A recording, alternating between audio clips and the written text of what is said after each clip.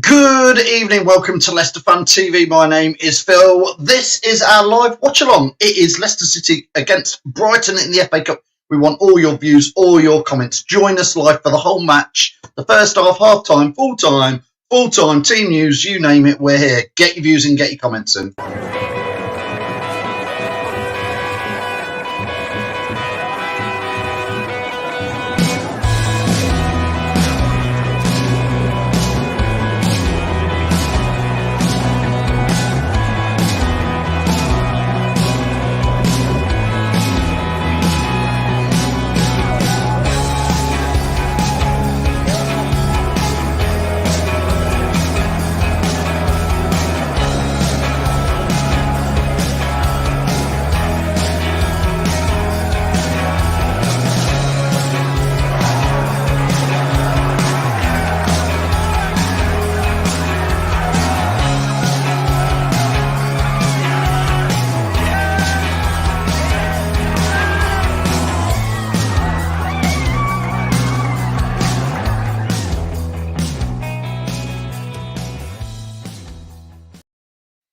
Good evening, welcome to Leicester Fan TV. Welcome to Foxton.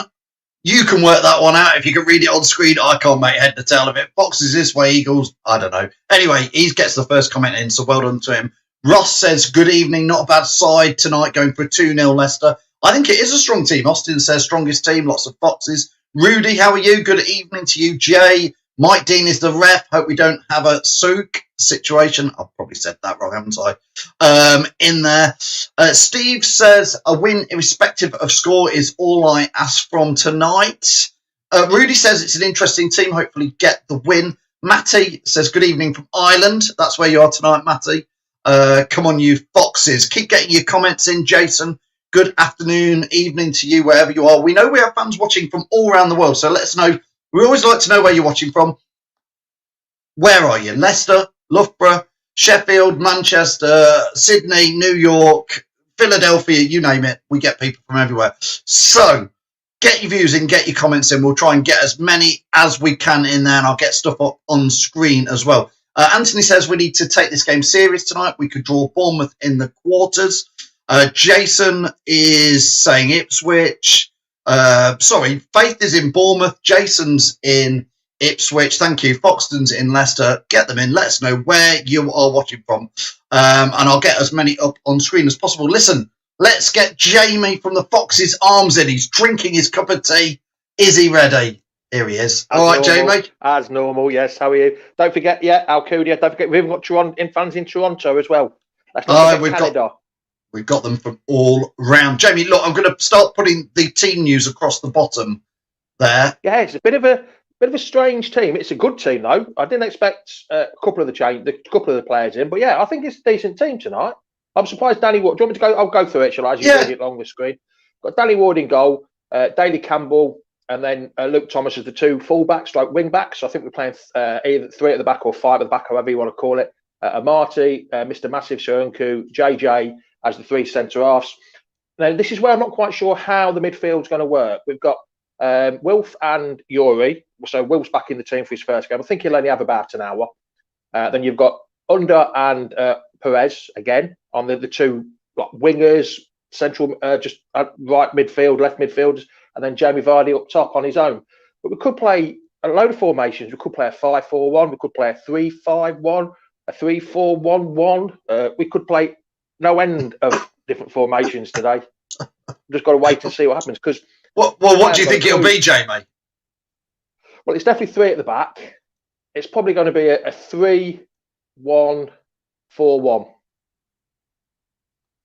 with Luke just in front of the centre halves, and then Luke Thomas and Campbell as the wing backs with Perez, Tillemans, and Under, and then Vardy up top. So it could be anything. It could be absolutely anything. We never know, do we? But I think it's a decent side. It's a decent side to have out to get us into the quarterfinals. But it's the FA Cup. Anything can happen in the FA Cup as long as it don't go to bloody extra time. Ellis says, what do we think about Jamie Vardy as captain, Jamie? For me, I'm surprised Jamie Vardy started. I know he needs a bit of game time.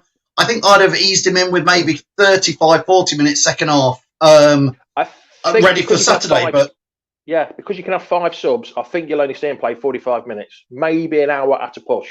Being it's cold tonight, according to form, it's about -5 in Leicester tonight, and it's meant to be the coldest night in the last decade in Leicester.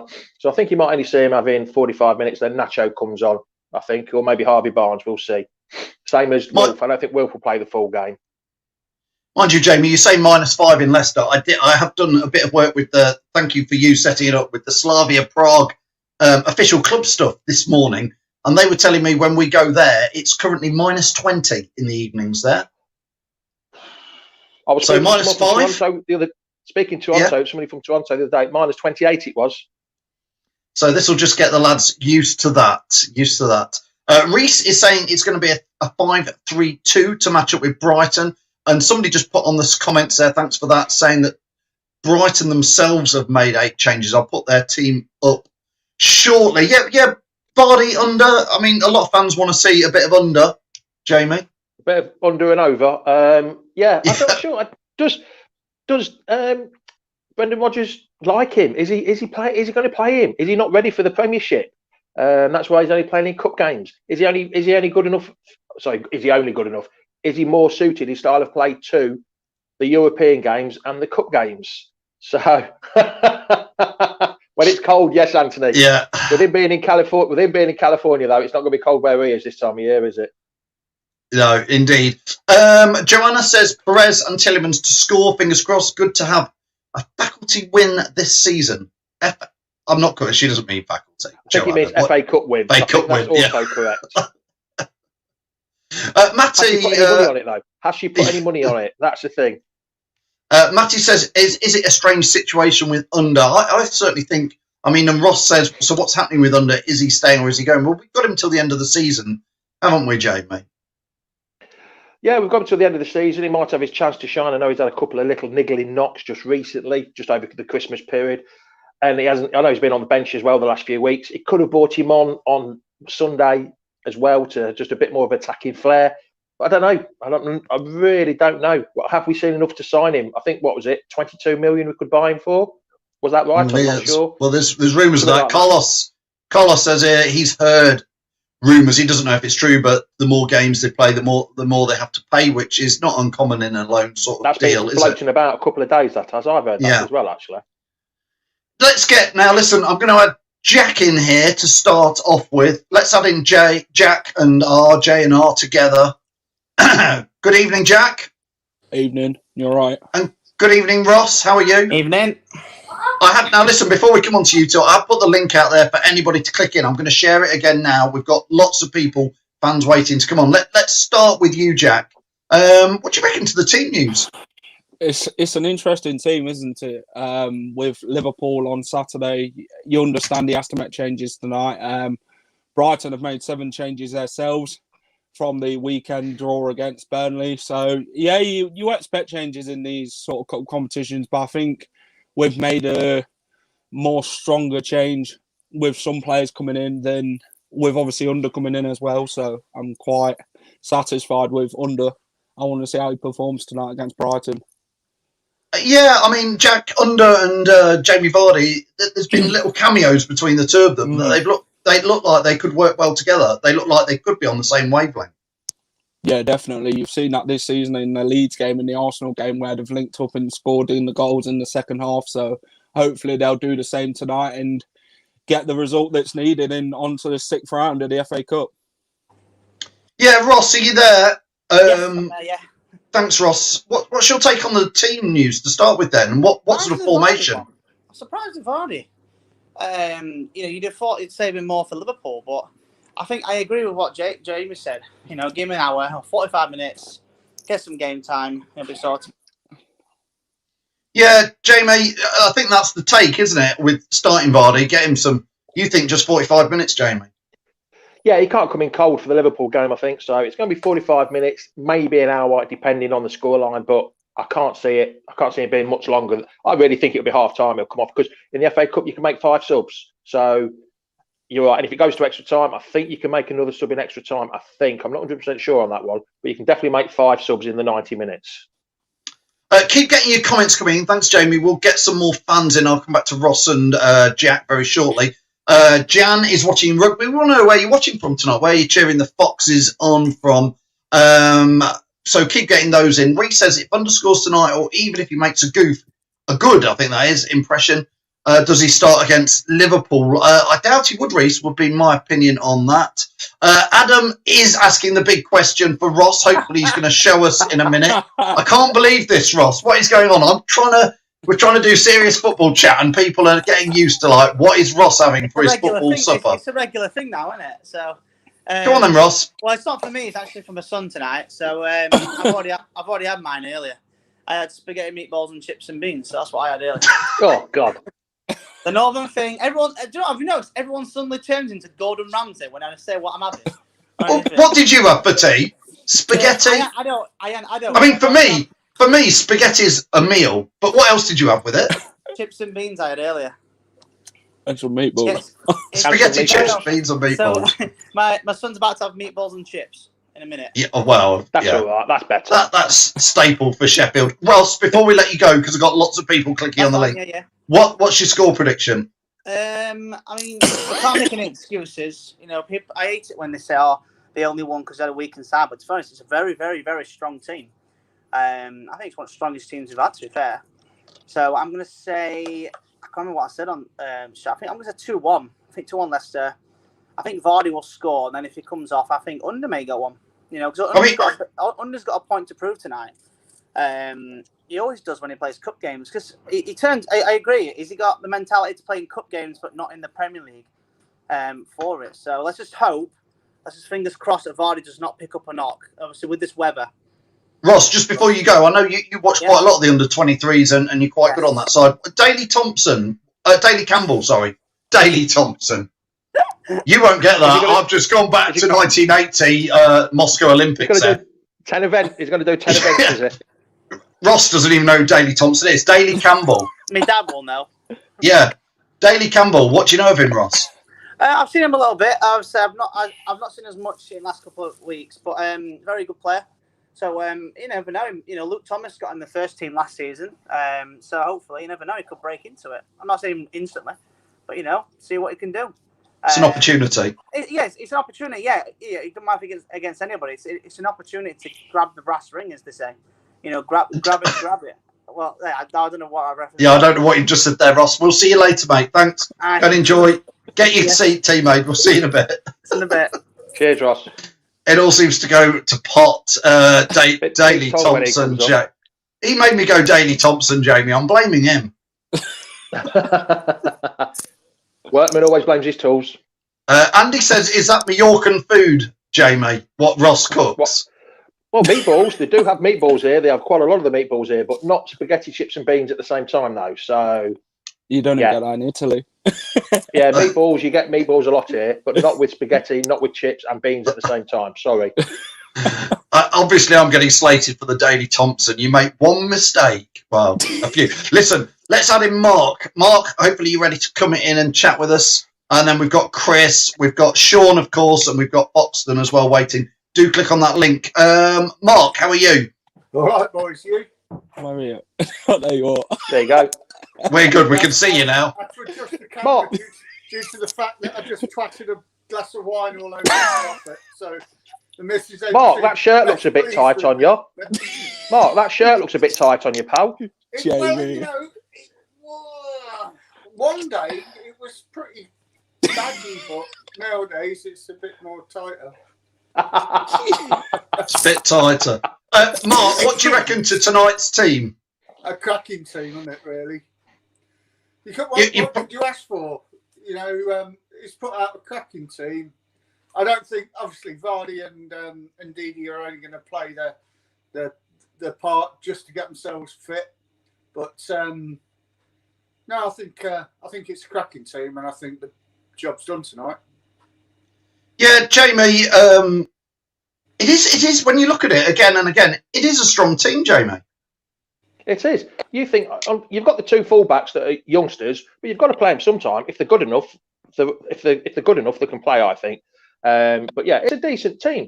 I'm not saying it'd be a Premiership game team, but it's a decent team, and you've got to blood the youngsters eventually, haven't you? I'm glad to see that Sydney Tavares, I'm not sure whether I've said that right, the young Portuguese lad, I think he's about 17, 18. I'm glad to see he's on the bench. It'd be nice to see if he could get a bit of a run, because he looked good in the friendlies when we played against Birmingham, I think it was, or Sheff Wednesday, one of the two. He looked pretty good. So it'd be nice if he's there, because he's been touted, some of the big boys, Barcelona, Real Madrid, Bayern Munich. So it must be pretty good if they're looking at him. So hopefully we'll get him a few minutes later on. Jack, obviously, we've got Ndidi's back in this team. Again, we've talked a lot about Jamie Vardy, but I think Ndidi's been a big bit of our jigsaw this season. Yeah. When you've got Wilf in the team, you don't really have to do much defending, and when he's not on the pitch, you miss him in it, and you know when he's not there. And I guess we have to defend more when he's not on the pitch, and when he is in your team, you know he's there, and you feel his presence, and so do the players who's playing against him.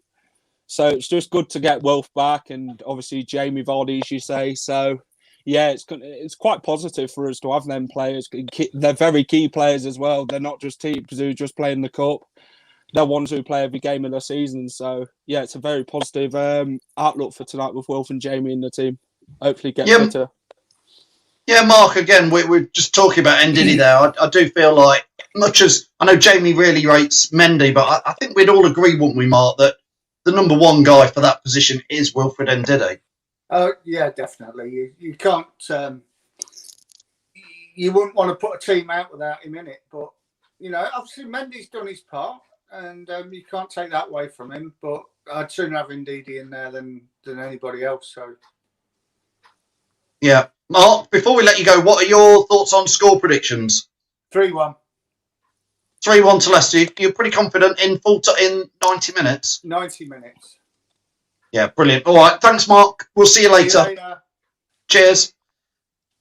Yeah, Jack, I think it is. There is extra time today. I couldn't make it out last night in my live show. I was as if I didn't know what was going on, which is highly unusual. But there is extra time tonight. Yeah, hopefully. Extra time penalties, isn't it? If it is extra time penalties. I didn't know extra time either. I thought it was the Carabao Cup, though, no extra time. I was thinking about that cup last night when you said about extra time. So. Yeah, I don't think we need extra time. No, not with Liverpool.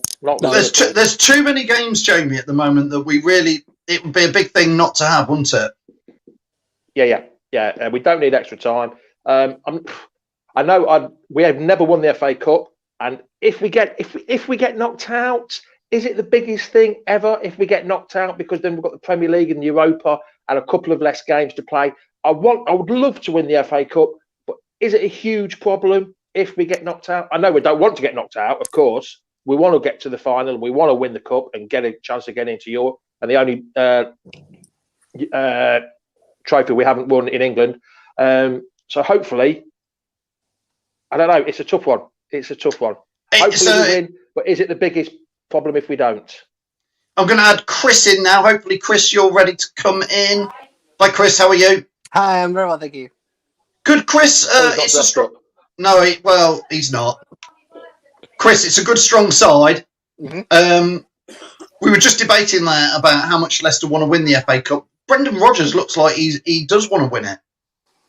Yeah, definitely. And I can understand why, because it's not just the trophy that we've never won. It's also another passage to Europe should we not make the top 4 or top 5. So, there's always that to think about as well. So, yeah, definitely, it's worth fighting for. Yeah, I mean, I've just put Anthony Beebe's put on there. We really need to win the FA Cup. He says I'd take 41 points and survival for it. For a lot of fans, It's a big, big trophy, Chris, isn't it? Yeah, definitely. Yeah, it's sort of like the holy grail, I guess, when it comes to football. So, yeah, and as I said, it's another way to get into Europe if we don't finish in the top 4 or top 5. So it's always worth fighting for. I've got a question here. I'm just going to pull the screen back. I've got a question here that I want to ask. Chris Pole says here, and I'm going to start with you, Jamie, on this in a second. He says he would sooner win the FA Cup than the Europa League. Ooh. Now, I'm going to say I'd rather win the Europa League than the FA Cup this year. But, Jamie, what about you? FA Cup or Europa League? FA Cup. 100% FA Cup. No, in my mind, FA Cup is the oldest and the biggest trophy ever. I know Europa and the Champions League gets you more exposure around the world. but the FA Cup is the biggest trophy in the world, and I think FA Cup for me, being old school. How about this though, Jamie? Reese has got a point. He says the FA Cup winners this season go into what almost effectively the non-league version of the Europa Conference, FA, whatever, next season. Yeah, there's going to be a third European, isn't there? It's like the old Cup Winners' Cup. There's going to be some pretty drossy away games in that. I still would go for the FA Cup. I don't care about Europe. It's the FA Cup. Sorry. I'd like to be in Europe in one of the bigger. We never know. We might qualify in the Champions League and win the FA Cup and finish in fourth. It's still, in my mind, the FA Cup. In my mind, it's just my opinion. Old school. You can't beat an FA Cup win, which we've never had in 137 years. However old we are, I can't remember now. Chris, just before I let you go, FA Cup or Europa League?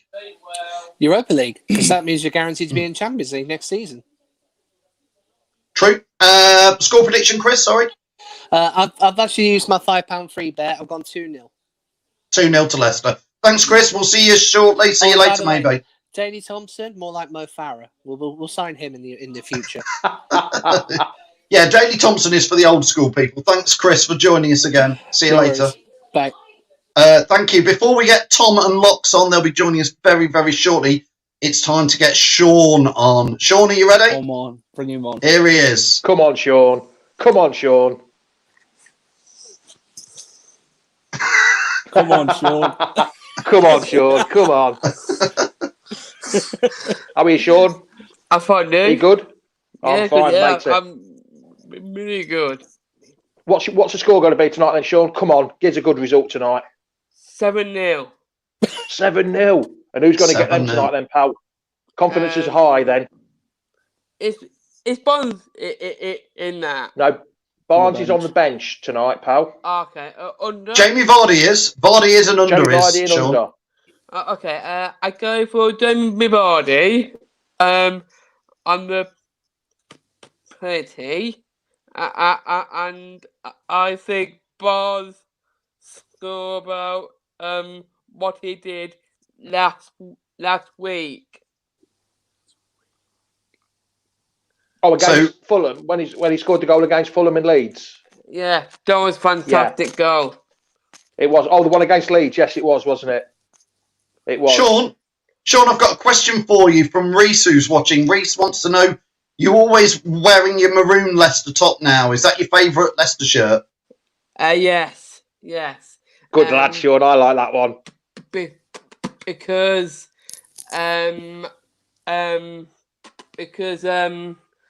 I want to support the club. Good lad. Good lad. Brilliant, Sean. Because I miss the club and of course the football. Don't we all? Oh, indeed. Indeed, Sean. We're all missing going down, don't we? Sean, hopefully we'll all be back there very soon. Before we go, are you going to give us a bit of a Leicester roar? A bit of a come on, Leicester? Yeah. Come on, you Leicester. Come on. Come on, you Leicester. Yay. Just take the cup home. Yeah. Let's take That's the what cup Sean home. says. Yes, pal. Come on, Leicester. Brilliant, Sean. We'll let you go. We'll see you later, mate. Thanks for joining us. Sean says 7-0. Hey, listen, I give up trying to predict Leicester, Jamie, after 9-0s winning the leagues. Sean could well be right tonight. It's who knows. They've made a lot of changes, haven't they? So someone said 7 or 8 changes, whatever. So, yeah, we've made a few changes as well. We'll just have to wait and see. Hopefully, yeah, like I say, want to win the FA Cup, but would it be the biggest loss if we didn't? We've still got Europa League and FA Cup, Premier League, even though I've said I'd rather win the FA Cup than the Europa League. So, yeah. Yeah. Brilliant. I'm going to... Tom, are you ready to come in? He is. Here's Tom. Mr. Tom is going to be doing the watch-along with Locks. Tom, it's a good, strong team tonight. Yeah, he's been quite sensible. Yuri Tielemans still in there. That says a lot about Rodgers and Tielemans' consistency of keep playing. It's the only way he's going to get more confidence. And nice to see Campbell get a start. So it'll be interesting how they get on tonight. Look, Brighton's made 8 changes. It'll be interesting to see how they're going to set up tonight because some of their players I haven't even seen before. So it'll be interesting how they get on. Tough game tonight. And when you say about FA Cup or Europa League, why can't we do the double? Yeah, Well, I agree with you. I agree with you. I look at it. I would love an FA Cup final. 51 years since our last final, and that was against Man City. You know, I think Phil knows I love the FA Cup. You should never be trashed or anything like that. For me, if you can win an FA Cup, it's massive. Let's get all the set in. We've won every single one we can win in this league, you know, in division. And hey, let's bring home the Europa League as well, just to put it on the trophy, one that Tottenham haven't got. I think my honesty is... Go on, Jamie, which one? I've just read that comment by Adam about, come on, Jamie, you really want the Europa League instead? Why do I really want the Europa League instead? Adam, you're as old as me. You're old school, pal. You ought to have the FA Cup in your head, not the Europa League. Hey, listen, some comments. Some people would say I'm a bit old school, but I think I just want the Europa League to win that one. We're not in it this very often, Jamie. We've been in the FA Cup for 100 years. We'll be in the FA Cup next year and the year after. It's just the romance of the FA Cup that everyone wants an FA Cup win. It's that thing, that notch on the... I was going to say notch on the headboard then, but too late, I've said it. Oops. Whatever. Jamie, talk us through the notches on your headboard. Oh, there's only a couple on there at the minute. Being in Alcudia, there's only a couple. Just don't tell your missus. She's probably watching this now, to be honest. But yeah, to me, it's the romance of the Cup, the FA Cup. Yeah. I'd love to win the Europa League, but it's the romance of it for me, I'm afraid.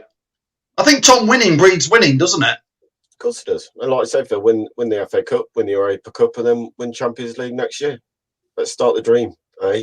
Look, I'm confident tonight we can do the job, and you win tonight, you're into the quarterfinals. Last time we got there, yes, I can remember that game, and I was at the game against Filbert Street when Wickham rocked up and some teletext striker scored the goal. Roy Estendo.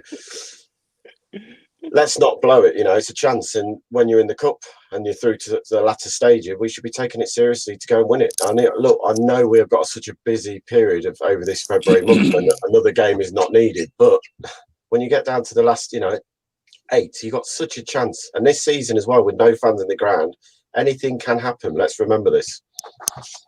Chaps, it's nearly time for kick-off. Jack, sorry, before we let you go, did we get your score prediction? No. I'm going to go 3-0 to the boys tonight. I know it's a massive headache with this Europa League, FA Cup, top 4. You got to be in it to win it. And if we can win every trophy that's possible with the competition, why not? Let's go for it. Brilliant, Jack. We'll see you later. Thank you for joining us. See you later. Thanks, Jack. Jamie, your score prediction again? 3-0. 3-0, the same as Jack? 3-0. Yeah, 3-0. Yeah, confident of a result with that team. 3-0, yeah. Get an early goal. Well, if we don't normally score early goals, do we? But get an early goal, and that should be... Oh, hey, up, Locks. He's back.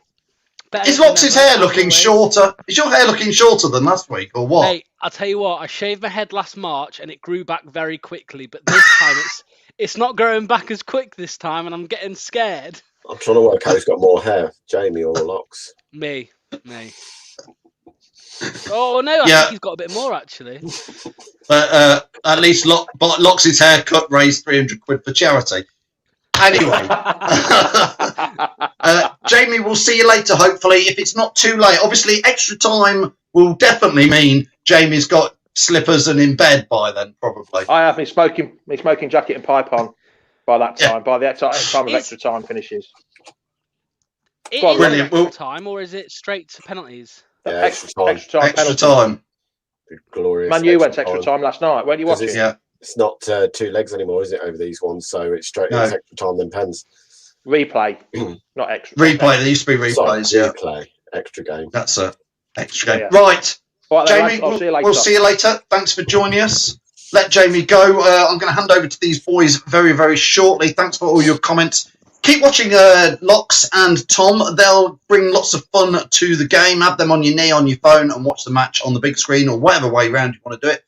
If you can all hit that like button now, that subscribe button, that share button, that's me begging you to do it. And thank you very much for doing that. Thanks for joining us. I'll be back at half-time, but stick around with Tom and Locks. They'll be entertaining you. So see you back at half-time from me and at full-time. See you in a bit.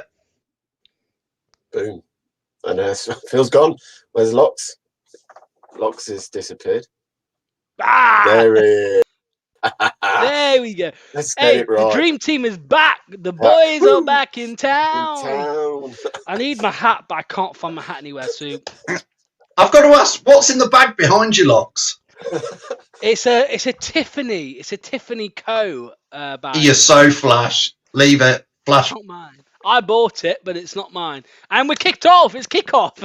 We're underway as Right. the players took a knee and the referee, Mr. Mike Dean, and I do not condone any of this behaviour that football fans have been doing and sending Mike Dean death threats completely against the name of the game. And, you know, he made a mistake at the weekend. VAR didn't help him, by the way.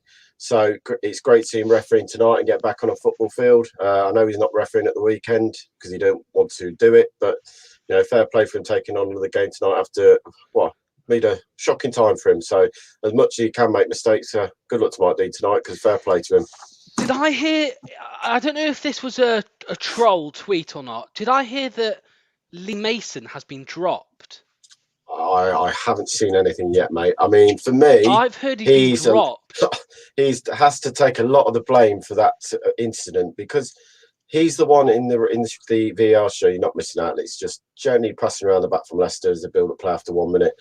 He's the one who calls it for me for Mike D to go and have a look at. And look, Mike D's probably followed the letter of the law and he's caught him in the face. It's a red card. But for me, there has to be a bit of self-preservation to do what you think's right, not the letter of the law. Yeah. And watch the video to clearly see he's moved his elbow up to put his arm over the back of Mitrovic's head. He isn't going to elbow him. He's lifting it over his head so he can get around the back, his arm around the back of Mitrovic, just to lever him a little bit. I mean, don't get me wrong, it's not in the spirit of the game, but he tried to lever him.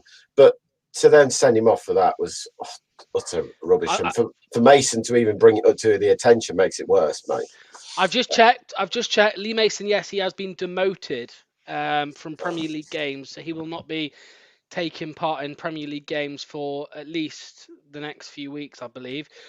I've noticed though, mate, just before we Leicester go inside, under, back to Perez, back to Vardy, out wide. He finds Luke Thomas. I see him getting another game tonight. Luke Thomas, the left back, but it looks like he's playing wing back tonight. I think it's a 3-5-2 from Leicester or a 5-3-2. But no, I was going to say, mate, I've heard that Premier League referees, if they're demoted, they go to the Championship. That's an insult. How much of an insult is that? Oh, can you imagine if I'd done that much of a bad job, I was taking off something, I'd be having a meeting about getting sacked, not going down to the next thing below me. You know what I mean? It's like something that I've never got my head around it for much, mate. It's happened all the years of me watching football. That if a referee has a bad week or 2 bad weeks, they then drop to the Championship. Hang on, how's that fair on Championship teams then to get a referee who's been demoted? Surely it should be, you're going to say, oh, Leicester get the ball, Luke Thomas nicks it back, crosses in, no one's in the area, volley back to the goalie, and away they go again for Brighton. Yeah, we spent a lot of time in the Championship, you know, and look, Championship gets from football fans that are like, you know, fans of your Man Cities, your Man Uniteds, your Chelseas, your Liverpools. They don't understand how good of a league the Championship actually is, and to just shove the crap refs from the Premier League into the Championship, it's ridiculous. It is insult to me, mate, that the referees just get dropped. No, for me, like you say, in any normal job, you're getting sacked or you're getting a warning. And, you know, for me, if a referee has such a shock like that, and it's more, for me, the fact that Lee Mason reviewed it, or asked Dean to go review it, then had some common sense and went, yeah, he hasn't really caught him there, done it on purpose. It's have a word with him. Just say, look, you have caught him, but you haven't done it on purpose. Understand that. You're inside, undershoots, deflected. Thomas. Oh, he can't get it, and Brighton win the ball on the edge of the area, and away they come down the left-hand side. Go and Brighton hoof it long again. Sargent will read it and clear it out for clear it up in the end, skies it, and did he a little nudge, no free kick, giving Leicester the ball back on the left-hand side. Joanna, I hope you well, looks. Joanna, so my isolation period, my legal obligation to isolate ended on Monday, as it was 10 days after my symptoms started. So what did I do? I went to the testing centre and I had a test, and my test came back as negative. So I am now negative. I no longer have the old corona in my body, and I'm all good to go. So thank you for asking, Joanna. Hi Locks, hi Tom from Ross. Hey, Ross. Fee, are you feeling better? Yeah, I am back up there. I'm eating as much as I ever have because obviously during the COVID period, I hardly ate a thing, and now I'm back. I've gone from consuming 300 calories a day, like I was when I had COVID, to about, well, you don't want to know. Tielemans breaks, step over, back sway into midfield, Vaz and Diddy. Why they gone backward now? That play by Leicester, just got blocked off though. Fee says, yay. Fee's having her vaccine next week. So, yeah, that'll be good, Fee. One step closer to going on holiday, whatever. That's my aim anyway. And finally, Liam says, only a few seconds behind tonight, not the normal 30 seconds. So happy for the so happy to stay for the watch along. Thank you, Liam. Perez spins in behind down the left-hand channel. He'll come, cuts inside. No support at the moment. And he's fair play, Perez. He holds it up well. Yeah, absolutely. Remember, guys, smash those likes. Get us to 100 likes on YouTube for today. I can see we're on 31 for everywhere. Ooh. In behind down the left, Luke Thomas crosses it low, but straight to Lewis Dunk, who'll clear it first time. And Brighton will play 1-2 on the edge of the area and come up the right-hand side. They'll look for the ball down the right and they'll find it, but Sancho will come and cover and go back to Danny Ward. He'll clear it first time, back up the pitch. Brighton will still have it though, centre of the field. Go right outside him. Perez closing down again. I mean, Perez took a lot of stick again. And Matt Piper's taken a lot of stick for sticking up for him. I was absolutely gobsmacked about this. I mean, Pipes... So, did you see Pipe's defence? Yeah, mate. Do you know what? Some of our fans abuse him. It's disgusting. I said it the other week when we lost to Leeds. He got abused, and I put it out there as appalling. And I'll say again tonight. No, I don't care how bad a player plays. It doesn't give anyone or any football fan a right to that slagging them off, calling them every name under the sun, telling them to clear off back to Newcastle. If you don't like a player and you're that much of hate, why don't you support someone else and try and be a bit positive? If you listen to the interview after the last game, when they talk about Under, he said, I do think he's a good player, but he doesn't do the responsibility of tracking back yet. He's just not his game. And that's why Albrighton came on at Wolves. It's why Perez started, because his work rate. You're going to wish you never bloody got me started on this one, right? And I'll tell you why, because I go mental. Twitter sends me wild. The amount of toxicity on Twitter. People say, Arsenal fans are toxic. Mate, you should check out Leicester Twitter, because Leicester Twitter is as bad as any of them, right? How the hell? Me and Tom have sat here many of times during the watch-alongs, and we've given a bit of stick, criticism. Ball inside, but, well played, Justin covers again. We've given criticism to Maddison against Sheffield United. We've given criticism to Nacho before, right? There's a difference between criticism and abuse, and some of the fans, Leicester fans, abusing our own player on Twitter is ridiculous. We are third in the Premier League. Okazaki, how many goals did he score for us? 2, 3? You weren't there bloody slating him, were you? You weren't slating many players in the Premier League winning season for having a bad game. Yeah, all right, not many players had a bad game in that season, but there definitely would have been some in the Arsenal game when we won. Do you remember in the Arsenal game, Tom, when Vasilevsky gave away that free kick? Oh, God, yes. Yeah. Ball over the top side, mate. Ball over the top, find Campbell. Campbell come inside. He'll find a Diddy. And Diddy up to Perez, edge of the area. Sorry, under on the ball, edge of the area. Takes a touch, goes wide. Luke Thomas cuts inside, comes back to Justin, edge of the D on the halfway line, out to Amate, skips him, goes straight to Under onto this right-hand side on his left foot. Hasn't really got an option. Brighton are closing the space down and sitting deep, and we're back at the halfway line. The final thing I'll say on the subject, mate, is I can guarantee every single one of these people abusing Perez on Twitter, if they were walking through a high cross on a Saturday evening and they saw Perez, they would be like, "Ooh, Ayosi, can I have a photo, please? Please, Ayosi, for my Twitter, for my Instagram." Keyboard warriors everywhere. Keyboard warriors everywhere.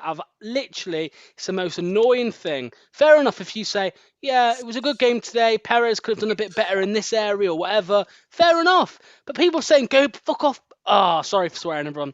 Everyone's saying, go back to Newcastle and all of... Sorry, apologies for that. People saying, go back to Newcastle and all of this. I'm not having... Brian Wood put ball in. Cleared by Under. Only to the edge of the area. Cleared by... Justin again, and Leicester freed up. Here we go, Tom. These abusers couldn't play football if they tried. Let's talk about you, Tom. Are you a good footballer? I've heard you are. I've heard stories about you playing well. I did all right back in the day. I weren't a You bad played little... on King Power, didn't you? Yes, I played a couple of times at the King Power, luckily enough, and thoroughly enjoyed it. I will send you a video. I've got a link of a shot I had at the King Power. It nearly flew in. I was gutted, mate. Absolutely gutted. Send me that, and we'll get it on screen for the next watch along with you. I'll find it at some point. I might have to find it. Yeah, I nearly scored a screamer, and I was gutted when it went past the post. Look, I'm not the most mobile person. I ain't gonna sit so I sprint around a pit. I'm graceful as a canning of geese, probably. Let's put it that way. When I'm running, waddling around. Are you like a the Yaya pitch. Toure, just coasting? Yeah. What position did you play? Centre mid? Defensive midfielder normally, defensive, mate. Or right back. You know, someone I like to have a little bit of battle on the wings. Yeah, but absolutely. Then obviously you get older and you move to centre half, and then it goes backwards sadly when you get older and the legs start going. At my peak, I was a right back. And when I say my peak, I call it my peak because it was the only time I actually played for a team. So I did all right. I play. My record, Tom, is 6 games. Right, 6 games in the Welsh Junior League, and 1 man of the match performance. So I think 1 man of the match in 6 games is quite a good record, if you ask me. I think that's all right. I got that's 1 assist, made 3 last-ditch tackles to win us the game. So yeah, not too bad. But since then, not played anything. Andy says Perez doesn't shop in High Cross. Well, I actually met a Joa once, mate, in High Cross on Christmas Eve 2014, the Great Escape season. I met a Joa in High Cross, and I said to him, "Are you Leo?" And he was like, "Yes." And I was like, "Can I have a photo?" And he said, £5. Just joking, mate. And I was like, "Sound." Top bloke, Leo, Jona. You're not missing it, by the way. Leicester literally passing across the middle. Brighton are literally camping the 10 men behind the ball, 11 men behind the ball, and just letting Leicester have the pressure. I mean, at the moment, Leicester are halfway in the half, and Brighton are quite happy to have it now. Start closing down when we get to their touchline. Ball over the top, looking for Campbell in behind it. He'll find him. He'll get there. He'll win a corner kick. Well played, Campbell, down the right-hand side there. Lovely ball over the top. Campbell battled like hard there to get the corner, and he wins the corner. Well played there. Andy, thanks for that. Right back in the dressing room. Remember that, guys? Smash those likes, get 100 likes in. Foxon says, can you guys play FIFA again? Like, what? I play FIFA, and I'm very bad at it, so it really annoys me. But yeah, Leicester with the corner here. As Tom was saying, 12 minutes into the game. Who would have thought it? Tillemans to whip this in with no Maddison on the pitch, and Tillemans couldn't beat the first man. So, yeah. Oh, he's got some pace on him, this Campbell, mate. Daily Campbell. Quick as anything. Left-hand side, Campbell cuts it side, finds and Diddy. Oh, bad touch. Gives the ball away, and like Diddy to give the ball away as well from there. Pressure on. Long kick by Brighton again. Who's in goal? Is it that Steele in goal?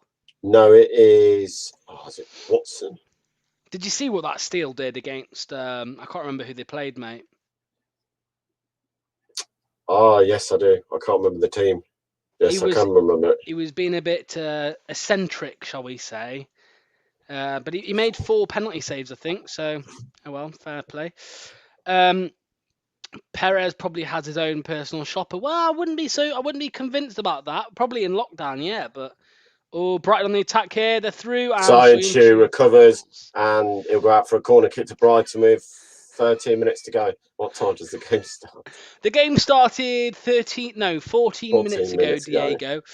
Great name there, Diego Penaloza. Like it. Where are you from, Diego? Let us know. Yeah. William says we can't beat we just can't beat a first man no matter who is taking them. We are cursed from corners. I was just about to say that actually, William. I was about to say we're cursed. Christian Walton in goal for Brighton. Brighton are about to take this corner. Right-footed, ball swinged in to the back post, headed back, and cleared by, not cleared, pinged it around the area. James just in time, then clears at the right, and he'll find Perez, who keeps it in and can't keep it in. He'll run away from him. Unlucky Perez, good try there, lad. But Leicester, bit 6 and 7s again. It's Achilles' heel. Said it so many times this season. We cannot defend corners for some reason. Who's Dunk playing?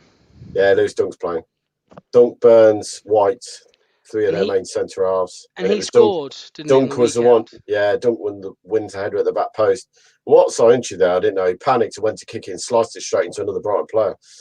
But like I say, this is a Brighton, not the Brighton team, but a Brighton team who had 4 clean sheets in 6 games. So, you know, they're starting to pick some forward recently. Yeah, mate. I mean, I remember me and you saying long time ago, Tom, probably a month, 2 months ago, that we thought Brighton were in a false position in the league. You know, they were playing good stuff, but they would just seem to just keep dropping down. But yeah, as you said, you know, recently they've put a nice kind of string of results together, really, and they're looking all right. But Graham Potter's a good manager, you know. Well, Pep Guardiola said the best young manager or best English manager in the country, in the Premier League. Well, that's some standing to come from Pep Guardiola for him to say that. And that's excluding, obviously, he's not included Frank Lampard in that, you know. Stop crying, Frank Lampard. Yes, that's my little song for the night. What are you doing, Tom? You keep looking down. You got something wrong down there, or finding you that? I've just found that film for you. I'm going to send it to you, the video. Oh, sad. Tom, can you put a word in and get some gritters round my way? You're not any gritting done. No, not often not for me. I'm quite happy about that. It depends. Well, to be fair, Andy, Tom deals with Worcestershire. Well, Worcester, West Midlands. Yeah, we got all our sites down there. If you need, it's actually me who you need to speak to, Andy. Thank you very much, because I actually work for Leicestershire County Council. So if you need something doing around Leicestershire, let me know, and nothing will happen. Sorry, I shouldn't say that. I'll probably get sacked for that. Lots of mayor. I don't work for Leicestershire County Council. Don't report me, please. And if Ben's watching, you saw it. Oh, you know my manager's name as well. Damn it. Yeah. Kieran says, I think we need to spend the next few weeks just practicing corners. We were practicing it a few weeks ago. Until he went down there. He's okay. It seems he got up, took a bit of a slip. Down the left-hand side comes Perez, comes vice Tillman. Tillman's back across the box. Leicester again, having to take the time to build up. There isn't much space. I have a contact at Leicester City Football Club, Tom, at the training ground. He is a security guard, so it's not massively reliable. However, Lionel Messi signing. About 3 weeks ago, he did spot the players spending a whole day practicing set pieces. So I trust him. I trust what he's saying. Sancho's just holding his knee. I don't know. I think he might have just got caught, so I don't think it's too bad. Sancho took a touch. Oh, I mean, Sancho got lucky there. The ball broke, a ricochet between his foot, and then he pushed it away, but he got caught by the striker. But yeah, he's a lucky one there, Sancho, because he could easily have lost the ball there. Cheers, Dave Gavin, for the €3 super sticker. As always, mate, massively appreciated. Remember, guys, if you are in the position to do so, and you do want to support the channel, which brings you a Leicester watch along every single week, normally twice a week, you can head over to YouTube and drop us a super chat or a super sticker. It'd be much appreciated. Thank you very much. But yes, does Leicester County Council cover Seagrave? Leicestershire County Council does cover Seagrave locks. Jono, sorry. Ellis, Locks, are you going to be raging tonight, son? No, I'm not. Not as bad as the other night against... who did we play? I can't even remember. Who did we play? We played Wolves. Wolves. Not as bad as that, mate. That was just frustrating. The Wolves players were diving around like a bunch of idiots. The Portuguese are meant to play good football, not crying every 2 minutes when someone hits a leg. So no, that's why I was so angry. I won't be like that tonight, even if we lose. But we're not going to lose. We're going to win 2-0. But yes, Locks, are you still furloughed? I never was furloughed. I never was. I've been working throughout the whole pandemic at home. I know he works for the council. Come on. Shut up. Can't risk him. Guys, remember, get your comments in if you want to. If you've got any questions at all, football related or, rubbish, then just drop them in and we'll answer them. Must be strange though, mate, working from home, because most of the time the council, there's one digging the hole and five standing around it. So what do? Do you take it in turns to so you can watch the computer? Sorry, the council jokes are coming out. I'm just to let everyone know, I'm not the kind of person to come out and fix a pothole. I am a customer service agent. I don't do the labour. Do I look like I do labour? No. No, I don't do labour. Mate. You can post that thing on there now because I've sent them to you. Oh yes, I'll do it at half time because I need to do a bit of work to get it on. Jono said, I thought Locks worked for a gin distillery. Well, Jono, I shall have you know, I don't. That's a voluntary job. All over the top into the Leicester's half. Headed away by Justin again and cleared by Luke Thomas up the pitch. Vardy will chase this one down and Lewis Stunt will cover and go all the way back to his goalkeeper. Well played, Vardy there. Starting to look a bit more sharp, Vardy. I thought he did all right at the weekend. Like you say, he had the one major chance in the game and sadly, I think that's Vard's 4 or 5 games down the line. He probably scores, but first 30 minutes back after an injury. So he's locked the one that keeps you 20 minutes doing nothing. I'll have you know, we don't do nothing. We gossip about you. No, I'm joking. We don't do that. You're so metabolic. I heard Locks is Leicester's next manager. I am on FIFA. So ball to the centre back, and Justin will clear for a throw to Brighton in the corner flag on the right hand side of the pitch. Anyway, let's talk about the football for once. Tom, thoughts on Amati? Obviously, look, back in 2018, he started to go on that good run of form, and then he obviously broke his leg, which was unfortunate, of course. I think his first game back was in pre-season, wasn't it? I can't remember who it was against. He scored a header. What are your thoughts on him, mate? Obviously, it was exciting to be signing someone like him when we were in that title-winning season. Do you think he'll ever? I mean, he's never going to break into the first team, is he? I think he's done enough to probably get another contract at the football club. I think Brendan's seen enough to keep him because at the beginning, I don't think Rodgers probably wanted him to keep him at the beginning.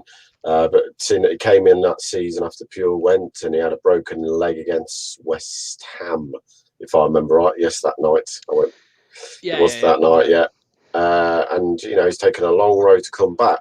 But Rodgers has seen something in him, he puts him, this is the Brendan Rodgers who played him at Man City away and we weren't all expecting it. And we won 5-2. And he put a very big display in there. Look, we all know Daniel Amati is a beast of a centre half and he can defend well. We also know that Daniel Amati can drop a clanger and, someone skip by him for fun or be very rash on the edge of the area. But when he settles for me and he plays enough games, you start to see that bit of quality in him, that he reads the play well. He's got pace. And nobody, like strikers, like to have, face up anyone who's got a bit of pace about them because they can't knock and run. And I just feel if you're going to keep going and, next year we get to Champions League, you're going to have these extra players playing. Leicester win the ball, long ball at foot to Vardy. Vardy looks for under, finds him in the box. Just can't take it past the centre half because Leicester, great ball over to Vardy there. Locks disappears. And down the left-hand side, Brighton will come up to the 18-yard line, still into the tram line. One-on-one with Amati, chips it to the back post, headed away by Justin. Headed away by Perez, still in the box with the Brighton players, edge of the area, takes a touch. Lallana shoots, and over the crossbar it goes. 23 minutes played, it's Leicester 0, Brighton 0, and that was probably the first full shot that Brighton's had on target, and it was from Adam Lallana. Down the left, they came Brighton. One little step over, two little step overs, knocks it past Amati, chips to the back post, headed away by Justin it was. Perez with a flick, and he can't get it further enough. White plays it back to the edge of the area. Adam Lallana, left shot, and skies it over the crossbar. Leicester play it again from the back, fires Daniel Amati. Daniel Amati will push forward. 24 minutes gone. He'll find under. First touch, not great, but still recovers. Finds Campbell. Campbell knocks it past his man. Flicks off. Leicester throw. I mean, you could tell it's a mixed team tonight. For me, the fluidity of the team, the passing hasn't been quite there yet, and it's probably something Rodgers will say at half time. We've got to pass the ball better and make space. If you're honest, Tielemans once again is probably the shining light in the midfield. It's knocking it around for fun at times.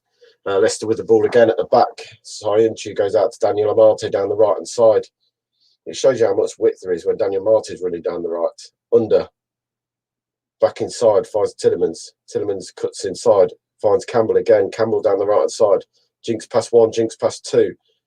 And he'll win another corner. Well played, Campbell there. Picked the ball up from Tielemans, took on his man, knocks it past one, knocks it past the second one, and then clips it into the bloke for a corner. Well played, lovely pass from Tielemans.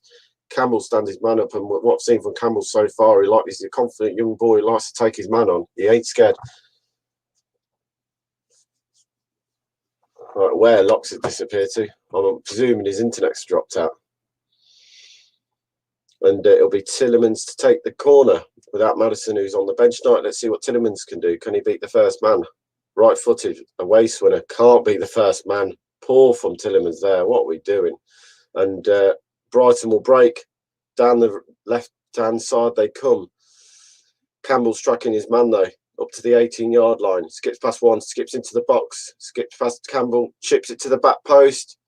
Headed away by Luke Thomas. Brighton still on the attack there on the right-hand side with Papa Gross. He plays it into Luke Campbell, well-defended kid. Plays it up the line. Brighton's still got it in the right-hand side of the box.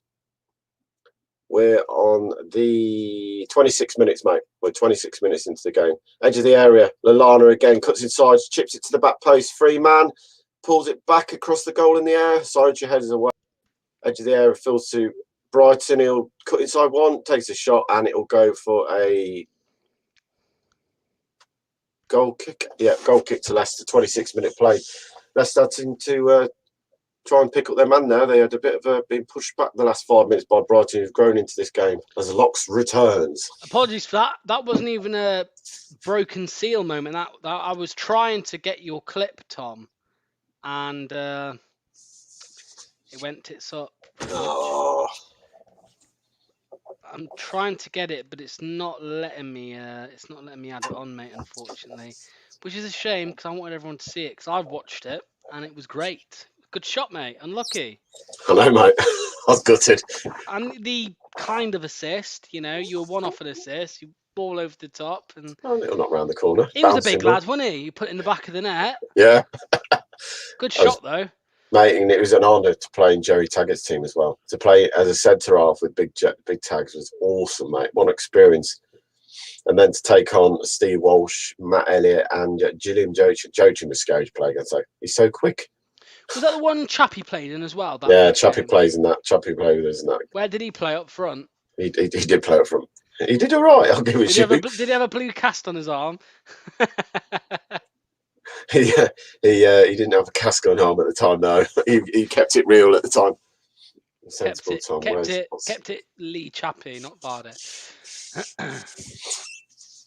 Sensible Tom. What's his in the flask? In the flask. Oh, in the drinks bowl. It is orange and mango. I am on call tonight just in case the snow comes, sadly. So Locks is on the wine, the gin and tonic again.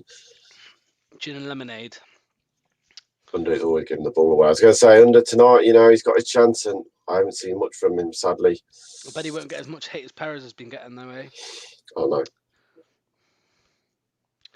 Typical Always got Locks. that scapegoat. Left-hand side again, cuts inside of Marty. Brighton do. Tell you what, Campbell's having a right game here, mate. He's chucking the challenges in. He's running past man. Tax Walsh. Yep. And Jochin. Ball to the back post. Headed away by Campbell. Under takes his time. Got loads of time. Down the right hand side. He cuts back inside. Left foot. What did you say, mate? Did you say undertakes his time? Undertakes his time. The Undertaker. Do I know much about? I don't know much Never about seen. him, if I'm honest. Go on, mate. You can open one. You can open. Nah. Oh, is that the bin? That's empty. That's isn't a it? bin. I haven't got none here. The actual Soul. The actual, well, I've got my beer machine here now, and I'm getting a fridge put in. Brighton. And the edge of the area, tried to slide one. Well played, Timmins. Yes, there is a beer pump in here now, and the fridge is coming through the beers to be kept in as well, mate. So there will be running beer in the shed going forward at some point. Beer on the next show. Saturday, do you know what? I'm having a few beers on Friday night. Kids free, so I might have a few more on Saturday to try and help the hair of the dog, because it could be a long one Friday night. Are you doing the watch along Saturday? Yes, mate. 12:30 kickoff. 12:30. The dream team is back again. So poor performance so far. Do you know what I tell you? It's been flat performance. I don't think we've tested their goalkeeper once yet, and that's quite concerning that we're 30 minutes into the game. Ball over the top, Brighton in behind, and once again the man who's been well edge of the area with Brighton. Well played, Sionchu. Gets that wrong, it's a penalty. Gets it right, and it's absolute great clearance. Go on. Ooh, Leicester just playing around at the back here. Take your time, get rid of it. Go wide now.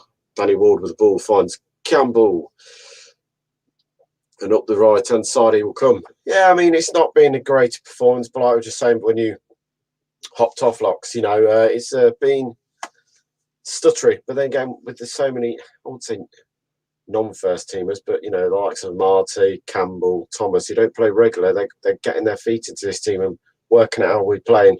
The biggest thing for me so far in this match, we haven't moved the ball quick enough. And when we have tried to look for passes like then, we looked at ball in behind, we've lost it. And Brighton are quite comfortable on the ball. They're quite happy to play some football. Round the corner, sorry, mate. Sionchu's diving in and lost his man. Ball in behind, down the left-hand side. Brighton will come. He's going to chip this to the back post. Ooh, it goes over his man. He's only got one man to aim for, and it just goes over his head. If he goes a foot lower, then he gets a free header. Luke Thomas.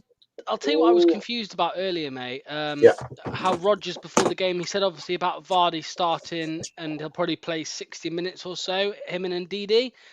I was surprised by it because I thought, well, surely you would want to maybe bring him on. Because obviously now, cheers, Gray.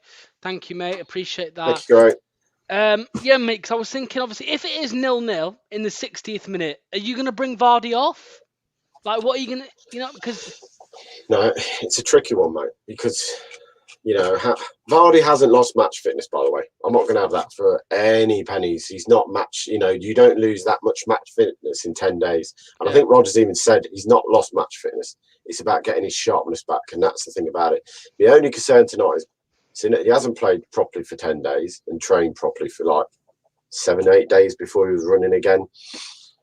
Brighton into the box again. I mean, this last 10 minutes has been all Brighton, really, and they are pumping the ball into the box when they get any opportunity. Dunk on the halfway line, Vardy nicks it off him. But yeah, it's a tricky one. The biggest thing is, mate, it's the weather. And we saw what happened when we went out to, who was it in the Europa League? Luhansk. With the injuries we picked up because of the cold weather. Ricardo, Sionchu. These players didn't come back then for that because it was cold and the bodies didn't recover from the cold weather and starting getting involved again. So just got to be careful with Vards, because last one you do, as much as he's just had one up, this is the kind of thing where you strain another muscle,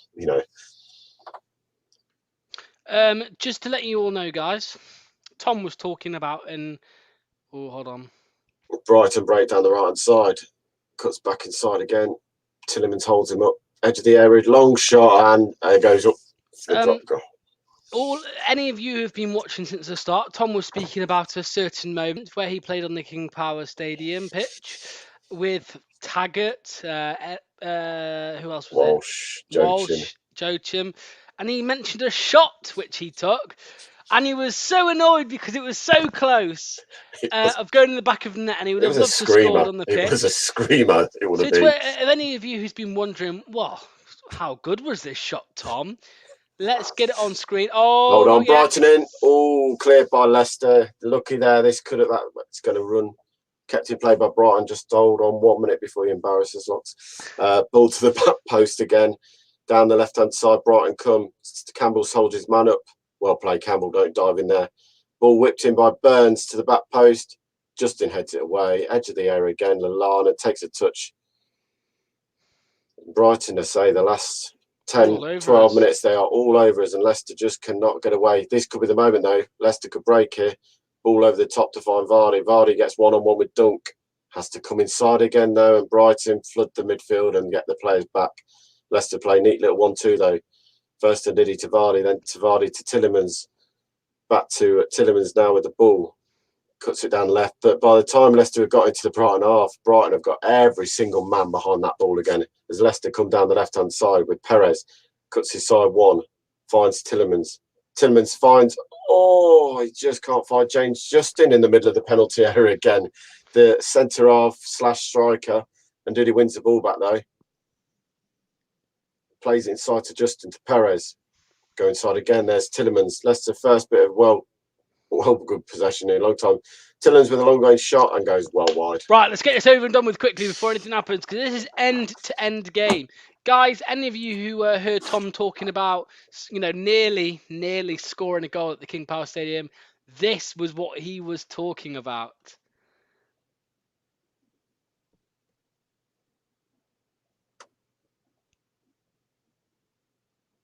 Oh! There he is! There. Oh, I nearly played it again. Well, Tom, it weren't the best quality. Apologies for that. I don't know why it was so bad quality, because it was good that you sent me, but we'll find it again anyway, I'm sure. Someone's converted wrong, but you could make up the shot. It was close, Tom. I bet you would have. What would you have gone for, the knee slide or what? What celebration? Oh, mate, I was going for the corner flag. Would you have gone for the... The robots are... I think it would have been full on Vardy versus Man United running to the corner flag and knee sliding with the arms out. I think might have been. This one. Hold on, this one.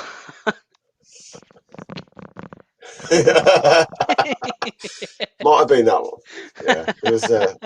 I just remember watching it, and I remember running back, and Tags just going, "That was close." And I was thinking, "Yeah, cheers, Tags." And his words were, "What were you doing up there when you centre off?"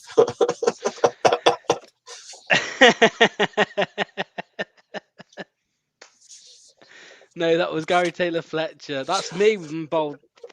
Mate, if I had the money Gary Taylor Fletcher, I'd be very happy in life. But yeah, guys, we are 37 minutes in nearly now, 0-0. Tom, what are you thinking Rodgers has got to say to the players at half time? I think it'd be a typical Rodgers half-time team talk. Move the ball. Leicester lose the ball again. You got to move the ball quicker. You got to be more disciplined. You got to work out where the space is, because at the moment we're playing into Brighton's hands. Brighton are more than happy letting us go down the wings and cross it in for no one in the box, and then Brighton are more than happy to say, "Yeah, do you know what? Come down the." Ooh, Vardy slipped over there. I think he'll be all right. He's just looking at his stud. Yeah. I think Brighton are more than happy to say, well, we're packing the midfield. So come down, you can't get down the side. You can't get down the middle. We're stopping everything Leicester do. If you look in the first game, Brighton, as we give the ball away again. I think this will be, Rodgers' thing is you've got to do more with the ball. You've got to be better with the ball. That's the biggest thing at the moment. We're not doing enough with the ball. It's not rocket science. We're not moving the ball quick enough. We're not settled at any point. It's all panic for me. That's the biggest one. There's too much panicking on the ball to who we're going to pass to next, instead of the Leicester we've seen where we know where the ball's going. Let's get the ball back with Daniel Marty. Look, know where it's going, and that's the biggest thing for me. We're just panicking. Barnes second half. Wow. Alan, you could be right, mate, because what I've seen from under tonight, for someone who wants to take his chance, every time he's got the ball, he seems to giving it away. He's been very sloppy tonight. I also think if Brendan sees enough in him, Brendan would play him more. So he must have not seen enough of him in training to think he deserves a start.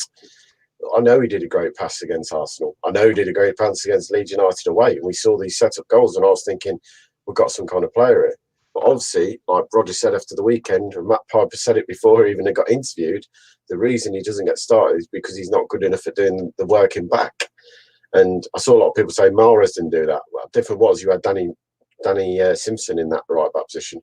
Hold on, Amate comes across the pitch now, finds and Diddy. But again, Brighton now have so many men behind the ball. You've got to break this blanket of yellow down. Edge of the area, Tielemans, it just didn't hit it right. It's sat for Tielemans, but he couldn't. He scuffs the shot more than anything. And Diddy and Vardy on the pitch before they need to go. Well, yeah, I mean, you can't put too much strain on these. It's just been frustrating for me. I just don't think we've done enough. We've done it way enough. Yeah, I agree, mate. Under's overrated, but again, I don't think I've seen enough as Under. Was it 34 minutes he's had in the Premier League this season? Yeah, I mean, what are you talking about? Would you think bringing on Barnes, something like that? Would you consider that a half time? I don't see us changing too much. You've got to think there's a game on Saturday as well. You know, you want to keep players fresh. You know, for me, all Brighton will start on Saturday. Yeah, I think all Brighton will get a start. Barnes will come straight back in it. Vardy will start at top. I think Vardy will get 60 to 70 minutes today, mate, and then Nacho will come on. Doesn't matter what the score is, because they're going to want to keep Vardy fresh for the weekend. Ball into the box, shot and over the crossbar, sort of half bicycle kick, and he doesn't get it all right. And let's talk about this Danny Simpson thing, mate. He played for the under-21s or under-23s, didn't he? Fair play. Fair, and that's Leicester to a T, you know, Rodgers to a T. Yeah, look, Danny hasn't got a club at the moment. He needs match fitness, and into nice that the club have gone to Danny, Drew, well, welcome, and played, you know, X amount of minutes for the, was it full 90 or 70 odd minutes he got? Fair play, you know, fair play to the club for giving him a go. Yeah, absolutely, mate. I completely agree. I said, mate, when we were going through that injury crisis a few months ago, mate, I said, bring him back. You know, give him a 6-month contract or something. You know, Danny Simpson, in case we need him or something like that. Because obviously at the time, Castagna was out, Ricardo was still out, Imati, I think, was still a bit touch and go, and it was a bit of a. It wouldn't be. Oh, Leicester win the ball back, finds Vardy. Oh, he can't find Vardy. It's well played by Dunk, who clears up, but oh, that was a chance for me. My super sticker, which posted during the video most.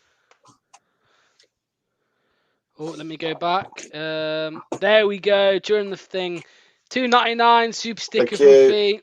Thank you, Fee. Really appreciate that.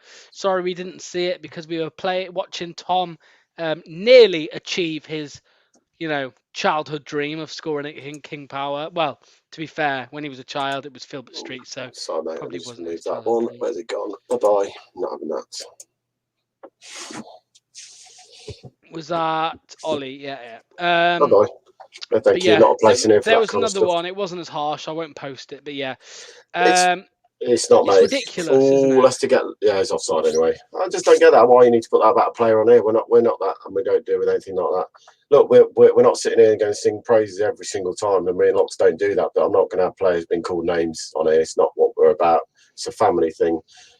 You know, we try and watch our language at times, and we all get frustrated. But I try.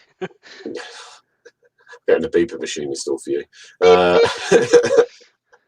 But you know, some of the stuff I've seen just then, not having anyone abusing players on this format or this channel. It's not what we're about. If you want to do that, go and join Arsenal Fan TV. Ball in by Under, the first bit of quality we've seen from him tonight. He'll find Varley, but he'll go wide onto the right-hand side. And once again, it's taken less than 5 seconds. And Brighton got every single man around the ball again. Edge of the area, and Diddy, he'll go wide. He'll find Chunji's Under. He'll try and float one in. It's an outrageous try to flick the ball over the top like that when you've got 4 centre halves that are giants at the back. It's not going to happen. 1 second, got to be more clever. No problem, mate. I mean, so far, frustration, not moved the ball well enough. And the final pass in the final third, just been atrocious. Simple as that, been absolutely atrocious tonight. We've not looked like creating a chance in and around the area. We're not moving the ball quick enough. And for me, when Brighton have got 4 centre backs who are all 6'3", 6'4", in Dunk, Burns, White at the back, we need to be more clever. But this is better for Leicester. Again, lose the ball. Vardy in the edge of the area. Luke Thomas will find Perez down the left-hand side. Stands his man up, cuts inside one, goes down, gives a free kick away. It's unlucky he slips, actually. He's not done it, you know, gone in to take anyone. As he's gone to move the ball, he slips forward and takes the Brighton player out with 43 minutes on the clock, and Mike Dean gives him a yellow card. Maybe harsh, but if I'm honest, in the laws of the game now, he goes in and he stood to show and catches him. It's a yellow card offence. Can't even question there for Mike Dean why he's giving it. Yeah, he's high there as well. Brighton are a very good team. We need to be more quality. More quality. Well, yeah, you've got to move the ball quicker, and that's been our biggest problem. Yeah, I'd agree, mate. Yeah, we need to move it quicker, don't we, as well, going forwards. I just wanted to say, Tom, as well, you know, because we got some of yours on screen, I've got some of mine to bring on. This isn't in the King Power Stadium, it's actually on the Loughborough University pitch. However, what do you think to this to a strike, everyone? Everyone in the comments, rate it out of 10.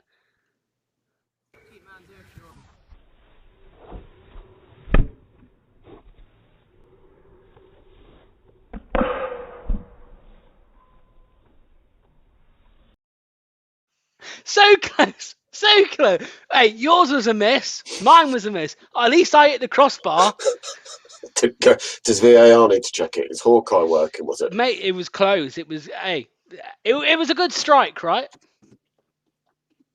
Good strike? Yeah, it was I think it was all right. Yeah, it was good. No, it was fair play. It's a 7A. You got contact well, mate. Just need a bit more direction on it. Cheers, Adam. Cheers, Adam, mate. And that's half time, I think. Yeah. Bloody hell. Half time. That flew by. I think we should show my video again. Yeah, hold on. We'll get Tom's one more time, everyone. Are you ready? We'll get Tom's one more time. Where's Phil? Let Phil see this. I think Phil. Yeah, we'll wait for Phil. By the way, guys, as you can see, it's half time. Leicester 0, Brighton 0. Not a great first half of football, but we'll see if anything changes at our second half. Very frustrating for us. Brighton probably grew into it more than we did, and probably after about 15 minutes it was all Brighton really just attacking our goal. From 25 minutes into the half time, Brighton have numerous occasions down the left hand side. They're targeting that left hand side where Campbell is trying to take him on and standing the ball up to the back post. And for me, Brighton probably deserve to be in the league more than we do. Just at the moment we're not moving the ball around well enough and get Perez off the pitch. If you're going to say that, if you're going to say that, then you can say get Vardy off the pitch, get Under off the pitch, get Ndidi No one's off the been pitch. good enough. No one's been good enough tonight. So play that video. Come on, let's finish on. Let's get Phil in. Phil, we'll add you in for this, mate. Tom wants you to see this shot he had at the King Power Stadium. Are you ready for this, Phil? Oh, it's gone. Let's Tom. watch it. It's gone. It's gone. Hold on. Nice. Oh, it has gone. What you done? He's lost it. Get it ready for the end before the second half. I've got it. Here we go. This is you, Tom, when you played at the King Power Stadium. You'll notice me in a minute when you see the waddle as they're coming back. Here we go. Hey! Look at those hips. Very good, Tom. I mean, to be fair, that's as close as we've seen anything tonight. I was going to say. So, I think mine was a bit closer, Tom. Crossbar and all that. Right, chaps. Thanks for a great first half. Watch along. We'll join them back in the second half. Thanks, guys. We'll let them go and have a little bit of a breather. Thanks to Tom and Locks. What do you reckon to that? Carl says Under has been poor. Chris goes boring. Poor all round with Zeto. Listen, it's not been absolutely exciting, has it? Simon says there's been absolutely no creativity whatsoever and completely impotent up front. We literally should change 3 players at half time. Simon, who would you change? Who would you change? I mean, we've been asking to see a bit of Under, but barely touched it with us at all. Adrian, I agree with you. Yuri Telemann stepped up to take a corner, and I was like, let's see what he can do. And, well, what is it with us corners, says Adrian. Says, surely we have a player that can loft it past the ball at the post. Yes, it hit the first man. Ben, I know, yeah, Perez, some of his first touches, hasn't been great. Stewart's not happy. Dean not happy with, he's saying Perez is lightweight on the ball. Get Barnes in the second half. Come on, Leicester. It's been an interesting one in the fact that it hasn't been that interesting at all, to be fair.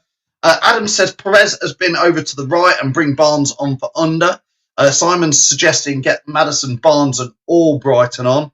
Andy is saying that's 45 minutes. You're not going to get it back. I tell you what, Andy, I've said it. I'll say it every time. This is where there's no fans in the ground. And with no fans, where's the come on? I tell you what, I think having no fans in the ground does have effects in many, many different ways. Steve says pick an under-strength team, get an under-strength performance. I don't think there's that under-strength, Steve. I don't. You know, a couple of players, Danny Ward in for Casper. You know, yes, Casper's a better keeper, but, you know, he's not had much to do. I know we've got this daily Daley Thompson, I've said it again. Daley Campbell, what am I like? I did that in the pre-show bit. I thought he's done okay. Stuart says, as I said last game, under is not all that. I would agree that the jury's out for under. I really would say that. I wouldn't have said I've seen enough to make us want to splash big cash on him. Stephen says, big shout out to brother Nicky. There you go. You got your shout out. Steve, yeah, Campbell is playing well. I think that's interesting. Surely I've got some paint dryers else I could be watching, says Michael. TC says, not just under, it's the whole team's been poor. Perez says, Brad, Perez is a complete joke. First touch has been a bit bad at times. Nigel says, what's the point? Jason, Met, what kind of a half is that? Jack, I'm going to get you in very shortly. Just getting through as many comments as I can. Probably the time has come when the boys are wishing they could hear the clappers, could hear a bit of cheering. I agree with you, James. Bring on Slim Marnie. Hey, listen, if it's going wrong tonight, obviously we blame Claude Puel with that. Gary says, how are the gnomes, Gary? Hope they're well, says Perez off. Gary, we could do with a bit of the gnomes to cheer us up. Can you do anything with that? I know they're at your mum's. Let us know. He knows what I'm on about. Dan says, please get rid of Perez. He's had more game time than Gray had, and I know which one I prefer. Well, Jack, let's add you in. Here he is. Where'd you go with that, Jack? Because suddenly, I mean, there's one thing. I mean, there's no shots on target. Brighton have probably looked the better side to me. Am I entertained? Not in the slightest. What about you, Jack? I wish EastEnders are on now. Not joking. Well, I know you're joking. We all love Leicester. And we're all pleased to be watching it, but it's. I've not got many talking points from the first half. Perez is getting a bit of a bashing. Perez gets a battering by everybody you've seen on Twitter. All the hate he gets, and you can't single out each player out this game. It has to be the whole team for the performance. I think the passing's been sloppy. We've been too slow going forward. The quicker we pick it up, the more chance we've got to score in this game. And obviously Brighton's had their chances. They've had a few over the ball with Adam Lallana. And they've just took the game to us so far. We've just been too slow. We're very under par. And I think Daley Campbell, he's probably been the most impressive one so far. Do you know, Steve's got a point here. This is my worry about this game. I'm not sure I can take extra time of this game, Jack. He's got it written all over, hasn't it? It's got another 45 minutes of 0-0 and then an extra time of like 1-1 or 0-0 or something. I don't know. I hope to goodness this game doesn't go to extra time. It's a typical night game, this, isn't it? You can imagine sitting at the King Power on a cold Tuesday or Wednesday night and it could be a boring 0-0. We've seen it from the stands and this ain't no different. Carl is the guy you want to have a half-time pint with because he's like, come on, it's a game of two halves. You know, if we're at the King Power at half-time, you'd be supping on a pint and you pie and you'd be like going, well, it can't be much worse than that. So let's see if what will Brendan do at half-time, Jack, in all fairness? Get stuck into them like every other manager would fit with this sort of performance. He set the players out in the team that he wanted. And if they're not performing, he'll do what he did against Brentford, get stuck into them and tell them that if they're not going to perform, certain players are going to be coming off. Obviously, we can make 5 subs, so 5 subs ain't hard to make. Jake says, should he bring Harvey Barnes on for under? Under's not... It's so frustrating because he gets his chance to start here and I've barely seen anything of Under. So Jake's saying, bring Barnes on for him. Would you agree with that, Jack? Under don't seem to be too defensive, does he? He's just like sits off them and... Well, Brendan said that, Jack, hasn't he, of him? He just tracks back and looks like he's defending and he's not, and you can see it, and it's just painful to watch. I think Under is better attacking and he can't defend. That's why Albrighton gets used so many games, because he does both, and he's technically gifted to do that, and he works hard. You know, if anyone's going to come on for Under, it'd be Albrighton for me and Barnes for Perez, because I think they've both been awful. And Perez, he's better behind Vardy than on the wing, so... Yeah, I mean, Richard, I agree with what Richard's saying here. He says too many players are not doing it, which is exactly what you're saying, Jack. But then he's saying Under should be playing his skin off, which is why perhaps Brendan isn't fancying him. I think as a Leicester player, you've got to. If you're on loan at a club, you've got to be performing week in, week out, and it's just painful to watch with Undy. You know, you want him to perform. It's like Damari Gray. You wanted him to perform, and you didn't get what you wanted, and it's like asking Santa for a Christmas present and not getting what you want. You'll end up with some socks. Nick says there's no movement. I know there's been a few changes, but it's as if they don't know how to play as a team. Casey says Emil could do a better job than Perez.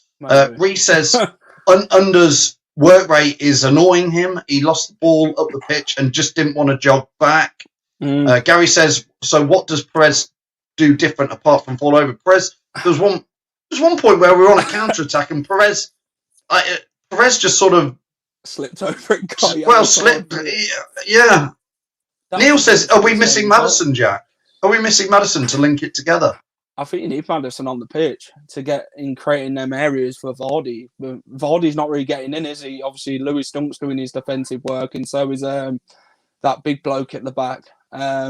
What's his name? Oh, I forgot his name, but yeah, you know what I'm on about. That big lanky man at the back, 7-foot bloke. Looks like Andre the Giant for Brighton. Oh, for Brighton. Oh, well, I was going to say Dunk, but you mean the other guy. Yeah. Gary says that was pathetic first half. Is Brendan Rodgers serious? Rob Grace, I quite like this one. Underpants. That's quite clever, Rob. It's well done. Gary says everyone a 5 out of 10 except Perez is -5. It's a bit harsh, but I mean, look, bacon peanut butter. YouTube says people must stop scapegoating. I agree. Yeah, Listen, I agree. I think we're having a bit of a laugh at half time because it has been one of those games. Ben saying Perez and Under aren't the players to take us to that next level where we want to be. Big second half, Jack. Big second half. It's something that's got to get better. Yeah, it's a massive centre off second half. So yeah, it's all to play for in this round of the FA Cup, and obviously Brighton will want it as well, and they feel like they've got a bit still stuck in between their teeth what they'll need to take to the next level. But hopefully Leicester get over the line and bring off certain players. I'm not going to scapegoat players because I ain't that sort of person. I'd blame the whole team if it's the performance in the first half. I wouldn't scapegoat certain players, but I think certain individuals need to come off and bring on more like Harvey Barnes and Mark Albrighton and Maddison as well. So maybe it'll make the team better second half and we'll go through into the FA Cup next round. Yeah, I hear what Joanna's put in a comment there, but I would still say any player on loan anywhere would still want to be showing what they can do, even if it's for the next team they go to, Joanna. But let's see. I mean, Reece says here, he says it's not about scapegoating, it's about criticising the players that haven't been good enough. Yeah, I understand that, Reece. But listen, hey, these same guys, Perez, Under, could come out first 10 minutes of the second half, score a goal, create a goal, and I'm just not going to flip over a coin and say they're rubbish and then they're great. I'd rather just say, look, they're not not performing brilliantly today, but second half, we are a second half team. Tom, are you ready to come back in? He is. I'm adding Tom back in. A lot of fans there at half time. There's a bit of a mix where people are saying, I mean, everybody's agreeing it's a dull game. Again, after the Wolves game, it's been a bit dull. But people laying into Perez and Under a little bit there, which, what's your thoughts, Tom, on those two? Can any of the senior players come out and say they had a good game in that first half? No. If you're going to criticise Perez, Under, you're going to criticise Vardy, you're going to criticise Tielemans. Probably the standout player for me in that arse was Campbell. He was the one really battling down that right-hand side, making runs, winning corner kicks. Let's positive. Campbell's come into the game and going, yeah, I know I've got Justin and Ricardo playing that position in front of me, but do you know what? If there was suddenly a problem, you've given Rodgers a headache tonight with that performance so far. He's done all right. But to stand there and criticise Perez and the way the scapegoat, I hate it. And the way some of the treating of our players on social media is disgusting. But, tonight to actually think that we're picking people out, one or two players. The team hasn't played well enough. We haven't moved the ball well enough. When we've got the ball in the final third, we've tried to do silly things. We've not been sensible. So, look, it only can get better. There's 45 minutes, possibly extra time, and even penalties tonight, Sue's going through this cup line. But you've got to look, still got a chance that we're not out of this game. And let's try and get a goal before Vardy and Ndidi that lot depart off and, to come off the pitch, because then you're coming down to Iheanacho and Mendy coming on. Maddison might even come on. I don't know how long Vardy's going to play for. None of us know. But I can't see him lasting a full 90 plus extra time tonight before the weekend's game at 12:30 kick-off against Liverpool. These boys are going to have to come off soon. Jack, thanks for joining us. We'll see you later. I'm going to add Locks back in. Thanks, guys. Stick around and join Tom and Locks for the second half watch along. Join me back at full time. But if you can, as ever, I would like to say to people, give us a like, give us a share, and come on, Leicester. It's got to get better, chaps. It's going to get better. It's got to, hasn't it? Well, just to go sidetrack here, Phil. Obviously, you saw Tom's shot before half time. Just thought you might want to see mine. Just give me a rating out of 10. As people and where was this? Where was this then, Lux? On Loughborough's University AstroTurf. It wasn't in a game. It was just in a kickabout. But who cares? It's go on then. At least it hit the bar, unlike Tom's. So here we go.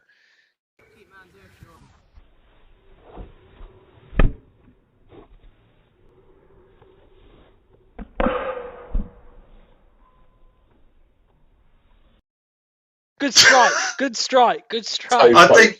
Well, it's not quite the same, is it? Yours was at the King Power, wasn't it, Tom? Exactly. Yours is on the local recce park somewhere by the looks of it. You can't with beat coats. It's like saying mine went in off the coat. Yours was, Locks. Mine hit the crossbar. Tom's hit the family stand, I think. I've got to be fair. Do you want my honest appreciation of both of them? They were both rubbish. Neither scored. You don't make the team. You're on the bench. All right. Hey, at least I played at the KP. Yeah. We'll see you later. Cheers. See you, Phil. And away Phil departs for the second half. And it's about to kick off in 3, 2, what Martin looks at his watch and gaze. We're underway. And we're off. Dear, Martin kept it going, and then the Brighton players all ran into the Leicester half before he kicks it out. Give me a positive about Perez. He's a good finisher. He's a good dribbler. What else do you want to know? I mean, he works his socks off in the team. That's why he gets picked in front of Under. And Brendan came out and said that's why all Brighton gets picked in front of Under, because it's the work rate that brings him into the team. And look, Perez can be frustrating to watch. Don't get me wrong. I get frustrated with Ever because there's so much quality about Perez, his ability and technical ability on the ball. The problem you've got is Perez is being played out of position until everyone can get the grips. Perez is not a winger. He is a number 10 or a striker. And when you're playing a player like him out of position, he's never going to look the best in his world. What season was it? It was before we won the league. So it might have been after the relegation season, about 2014-15 season. I think it was when I played at the start of the title-winning season, that pre-season. I think it was around then, yeah. I met the Leicester players at East Midlands Airport that pre-season, mate, and I think I was the good luck charm for us to win the league. I think that's what it was, mate. I had a picture of Mahrez, who was, well, I don't really know how to describe Mahrez.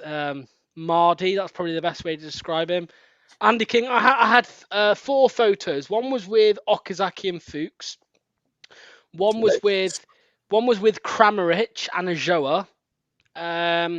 One was with. And one went on to be a very good player. Under down the right hand side, cut back onto his left foot.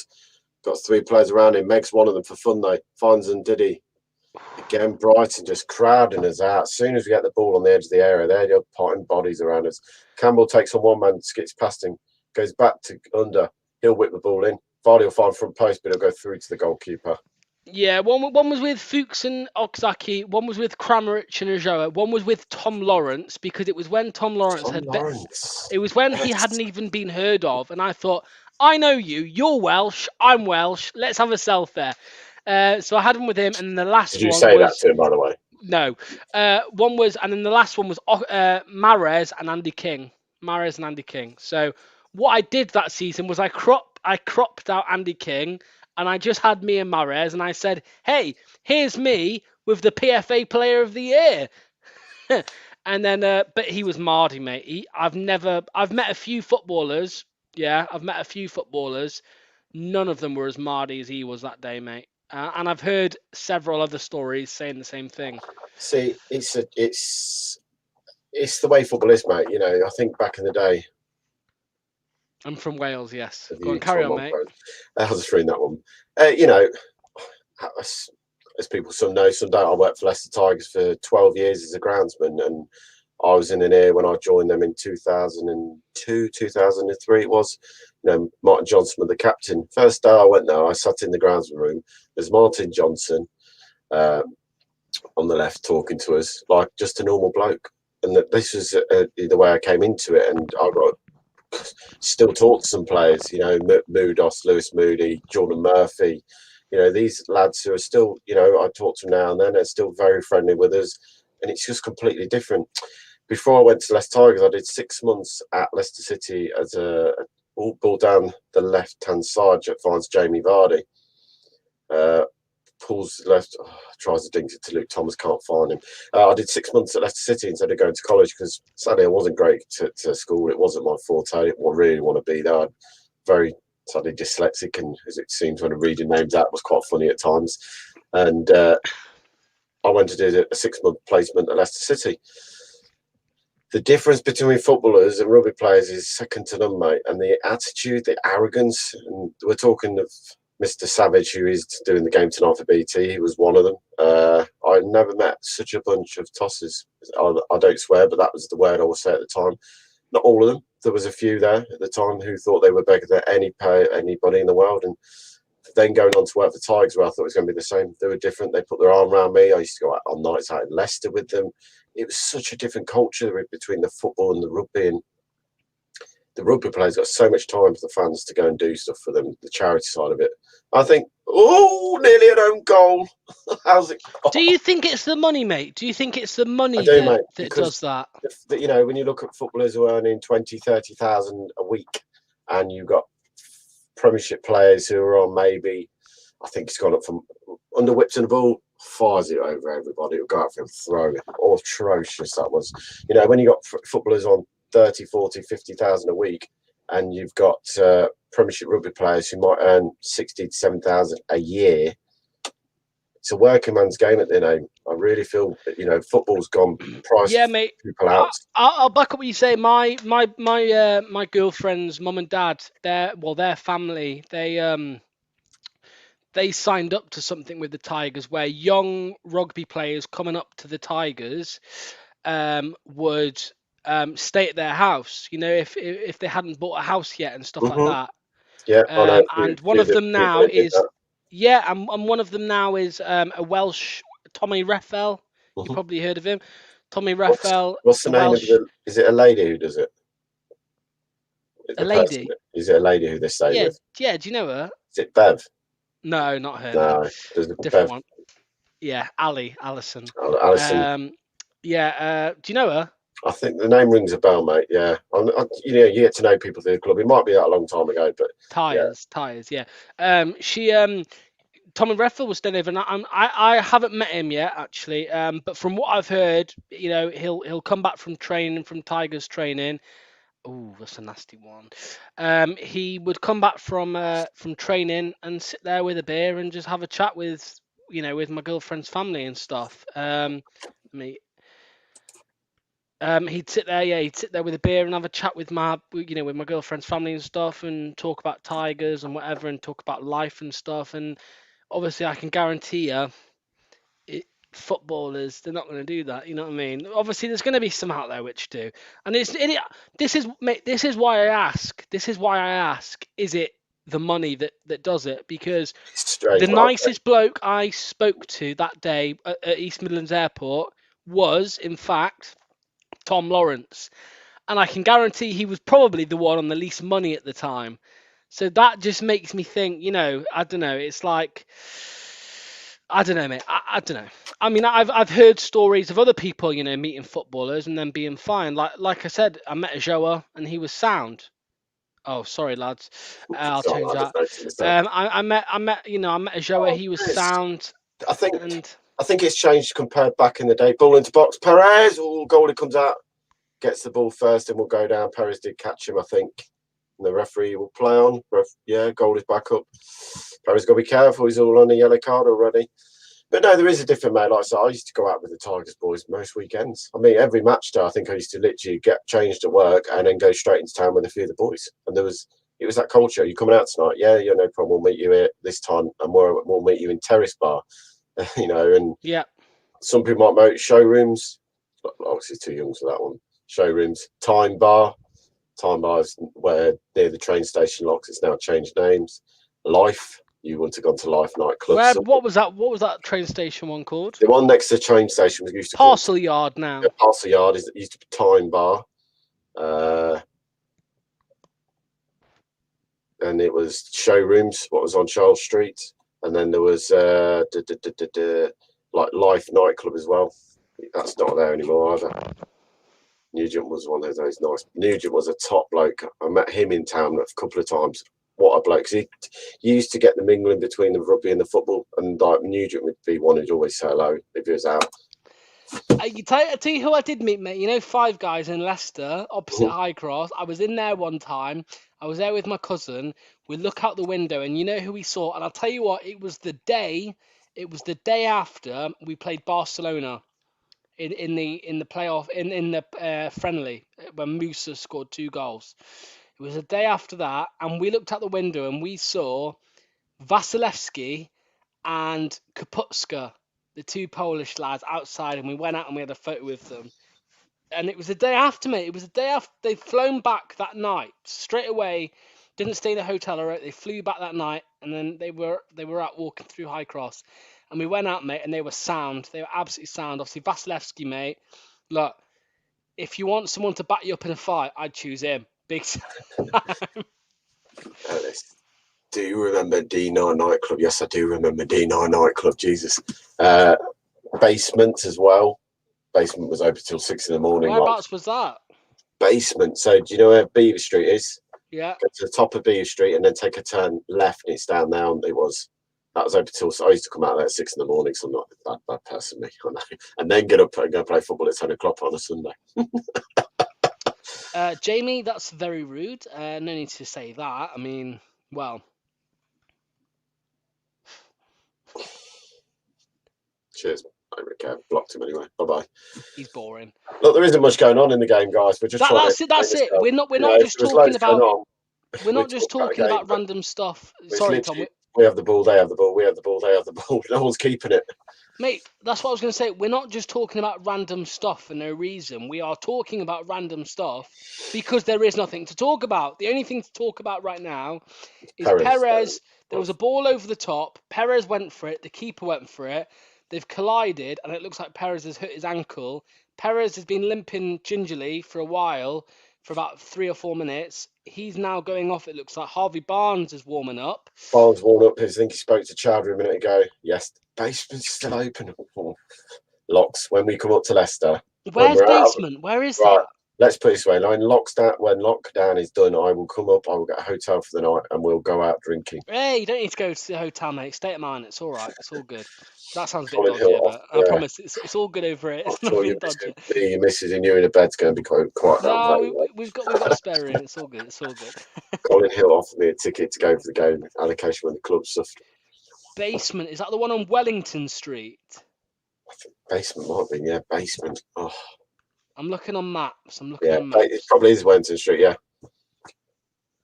And Leicester get back underway with Brighton with the ball, and Harvey Barnes is warmed up. Chowdhury is warmed up a bit. So Leicester looking at 60 minutes in. Basement. Off Beaver Street. Beaver Street. Yeah, got it. Yeah.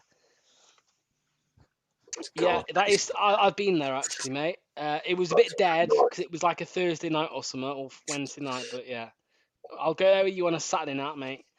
Yeah, I used to stay there at 6 in the morning. Under down the left, 1-on-1 with the giant Burns. He'll go past Burns for fun into the box, pulls it back. Oh, he's not going to get anything from it. Better from under though, and he has got it. He's won a corner. Fair play under. The ball did just go out. I thought they were going to get it. By the way, guys, is there anyone from Loughborough in the chat? If you are from Loughborough, please comment down below. Let me know. Tom, have you ever been to Loughborough? Loughborough. Yes, Luga Brugger. Luga Brugger. It's I've my been favourite place, mate. I I've love been Luga once, Brugger. twice over the years. Paris is down. Yes, we're going to have a big meet-up eventually when we're allowed, when everyone's had a jab in their arm. Jab and go, is Ryanair advertising it? Yes, we will all have a meet-up, and we'll. Oh, Perez being told to get off the pitch because he went down injured. Yeah, not going clubbing again with Lee Philpott though. Basement doesn't get busy till 1 a.m. It doesn't. Basement never gets busy because it's when everyone goes, when everyone's been kicked out somewhere. Don't you dare disrespect Loughborough like that. Loughborough's my favourite place. Ball into the back corner, and we can't beat the first man again. Oh, Tinnemans. But Brighton will break here. What a tackle. Luke Thomas intercepts the ball. Fair play to him. Misses it. And underdoing the dirty work at the back. All goes out left to find Luke Thomas, and it will run out of play for a throw into Brighton. What nightclub in Leicester with the train going round at the top of the wall? And oh, God, that's going. See, there was Crystals, but I never went Crystals. I went when it was something else. I can't remember what it was after that. What it was, because it was Crystals and something, and now it's Liquid and MV. I remember it was. So I can't remember it was before that. What, someone might remember. Remember it being Crystals nightclub near the bus station. Then it became something else. And when I used to go there then, and then it was Liquid and Envy. So if you can tell me what it was, brilliant. Which one did you say was near the bus station? It's Liquid and Envy now, I think it is. Was that St Margaret's? Next day, and it was Zanzibar was round the corner. That's Republic, isn't it? Republic is literally on the corner of the bus station. Yeah, that one, and then you got one further down on the other corner as well. Zanzibar. God. Now it's Blueprint. Liquid Envy's now it's Blueprint. But when Basement are reopened, they should make you some free cocktails exchange for the advertisement. Hey, I'm going to clip it and I'm going to email it over to them. We'll get it sorted. We'll get 50 free cocktails for Leicester Fan TV viewers. Vice versa as well. That was one, wasn't it? Vice versa. I've heard about that. See, Zanzibar, Crystals. I swear that was Loughborough. I swear Vice versa was Loughborough. Brad, let me know. Crystal met Walsh and Muzzies and a couple others there. See, Crystals. Geez, that's going back a few years. Edge of the box, Leicester box, Brighton, handball, free kick. Whereabouts in Loughborough were you from, Helena? Let us know. Whereabouts in Loughborough? I was from, well, I don't like to say Shelthorpe because people will frown when I say Shelthorpe. I mean, I'm not even from Loughborough. I'm from Wales. I lived in Loughborough for 3 or 4 years. But yeah, I love Loughborough. Sorry, mate. Leicester will make a triple substitution, and on will come Madison, Shamsa Chowdhury and Kelechi Iheanacho. And as we say that, Under has come over to speak to Brendan Rodgers, so it doesn't look like he's going off. Vardy's night is done. He's lasted the 60 minutes. And indeed he has lasted the 60 minutes. What we did say would happen. It hasn't been a thrilling game, as Steve just said. It has been poor, really poor quality. So Nacho on for Vards, Chowdhury on for Ndidi, Madison on for... Who's Madison come on for? Oh, Madison has come on for... Perez, yeah. So Isaac's got off. So it's off goes Ndidi, Vardy and Perez. On will come Madison. Right. Sorry, can I just say, Nick Halpine, look, mate, I've seen you comment on here before, and every comment normally is sound. It's fine, mate. But don't say something like that, right? Because you're the problem. You are part of the problem that's going on social media at the minute, slagging off our players. I can tell you now, Ayoze Perez puts 100% effort into our club. If he has a poor game, fair enough, criticise, but don't say rubbish like that because it's not fair, right? The other day when Vardy missed a header in the last minute of the game or near the last minute of the game, people weren't slagging him off, were they? So don't slag off Perez. Yes, you can criticise, But comments like that, please don't do it again, slagging off players like that, because if it does happen, we will have to block you and delete your comments. And I don't want to do that because you comment on here quite often. But and to anyone, you don't abuse players. You don't abuse our own players. There's no need for it. And especially when the players are putting in 100% effort, it's just ridiculous. It's toxic. And yes, the players don't watch this. They're not watching this, right? But they do see the comments that you put on screen, on Twitter and Facebook. They do see them. They do have social media. And if you've got a player, he does bring something to the team. Tom, I would say Perez brings something to the team. Just 1 minute, we'll come back to it. Brighton have a free kick just on the right hand side, right on the touchline, whipped into the back post, headed away by fair play by Justin there, but all the way back. Look, Perez does more than people think, and that's why he gets played. It's quite simple. If Perez didn't do the job that he was asked to do, he wouldn't be fit. Madison said it the week they interviewed him. He said, if you don't work hard, you don't get into the team. Madison with a reverse ball goes out wide for under. Oh, the ball's there. Under on the left. Takes a shot over the crossbar. Wrong ball there. Ball should have been played to Nacho. Nacho had made the running behind, sadly, and we didn't get it to him. But no, Perez does more than people think. He's not going to shine in his natural position. Let's get it right. His natural position is not right wing. He's a centre midfield, a number 10 or a striker. Ooh, got to be careful there, Sancho, with your hands in his back. But some of the stuff I've seen at the moment, I'm disgusted. I'm embarrassed to be a Leicester fan some nights when I'm seeing the abuse they're getting. F off back to Newcastle, you silly, see you what, and it's just wrong. It's just wrong. We never got that when we were in the Championship. I didn't have half the fans in the Championship. Brighton That's what I mean. Into the centre, great tackle. Justin again wins the ball back, but Brighton still have it. Like I say, Madison said the other week, unless you work hard, you do not get in the team. And I'm going to say his name. I don't care if people like me saying his name. That is why Demarai Gray went, because he didn't work hard enough. And that's why Demarai Gray didn't get in the team every week, because he didn't work hard enough. Brendan Rodgers only wants players who work hard for the team or for each other. And Nacho tries to get past his man, very unlucky there. Madison said it. I don't get what everyone says. Madison said it clearly. If you work hard, you play for Brendan Rodgers. If you're not willing to do, Brighton break. Goal goes into the back of the net. Flag goes up. Is there VAR? Oh, we'll check this one. VAR, we'll check it. I'm sure there's VAR tonight. I'm sure all Premier League games or Premier League grounds there is VAR in use. Yeah, he's offside. Miles offside. Well, good line by Leicester. Well, at least Brighton have put the ball in the back of the net tonight, mate. Well, we ain't. It's a good finish by him, by the way. He flicks it past Ward. Hate Roy for not getting Gray. Oh, Roy Hodgson. Well, you'd had him, mate. I don't rate the kid bloke. I think he's got all the talent in the world, but his attitude is not good enough for a top Premiership footballer, sadly. And yes, he scored on his debut. I was in some of the comments I saw after that. Iheanacho wins it back and gives the ball away. And sadly, with 65 minutes, and that has been the standard of the game, the whole game. Leicester getting the ball and giving it away so much. Someone asked me a question earlier, I was going to answer it. There we go, Ellis. Do you remember Mars Bar? Yes, I do remember Mars Bar. I'll ask one back. Do you remember Fat Cats? And I don't know if it's still there. Fat Cats. That was on Beaver Street. Another to do it. Just arrived. How the game going? Not very good. 0-0. Not moved the ball well enough. Not create enough chance in the final third. Just very, very poor, sadly.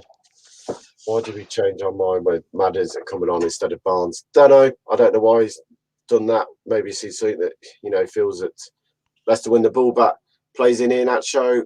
Gets a passing man into the box. Oh, he falls over. Tillemans shoots. Oh, it's blocked. Under! The flag's up! Flag's gone up. He's offside. Oh.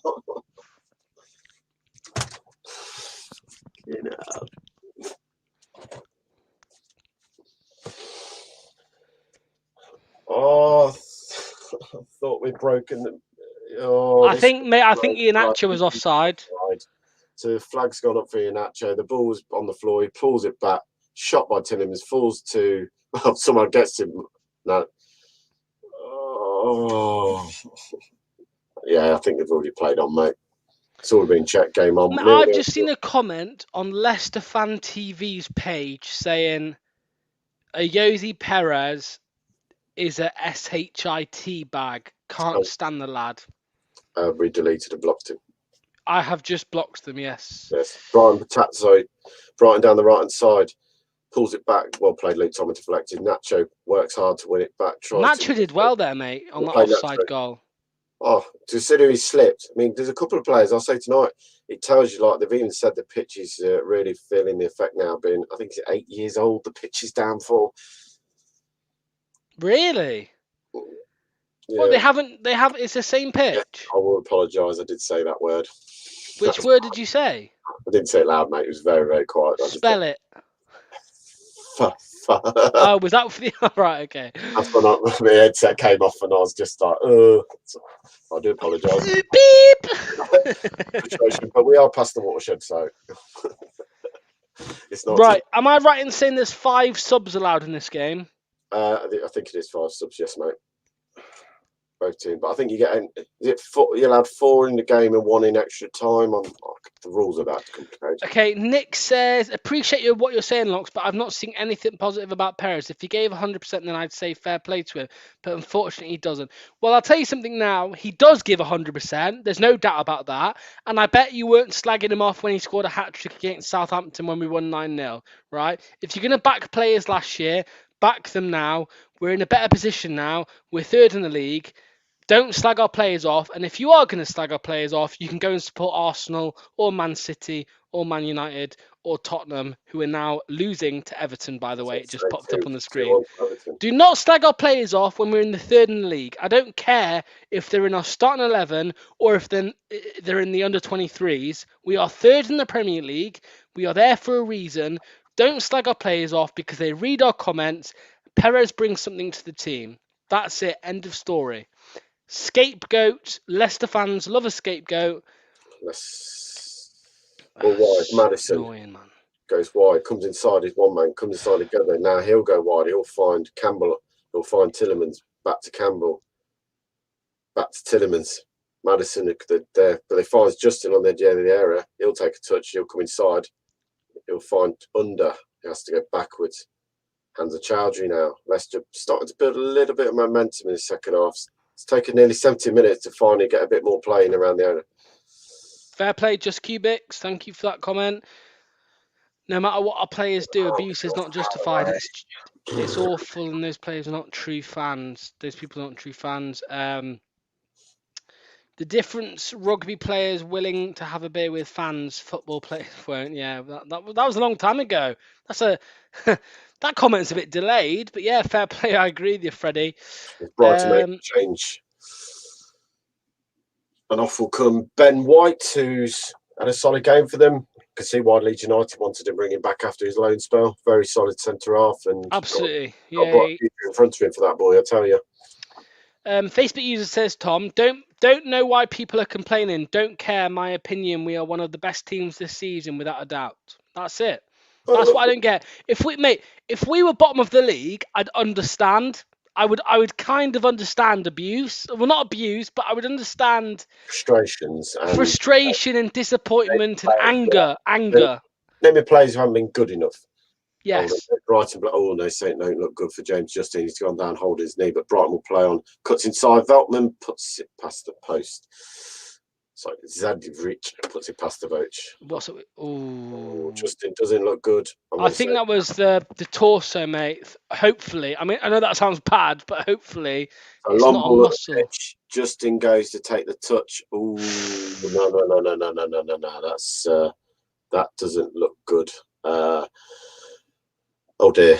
Not good for James Justin at the moment. He goes up, he comes down, and his studs get caught, and he hobbles backward twice. Could be Achilles to me. Not the medic expert, but I'm just going, what's he? Brian, look at how he's shot. He tries to bend it in that bottom corner. Here we go. I'm just going to put this on screen whilst we look at what happened, because that's true. That's absolutely true. Cheers, Kieran. It's his knee, mate. It's his knee. That's not good. At the moment.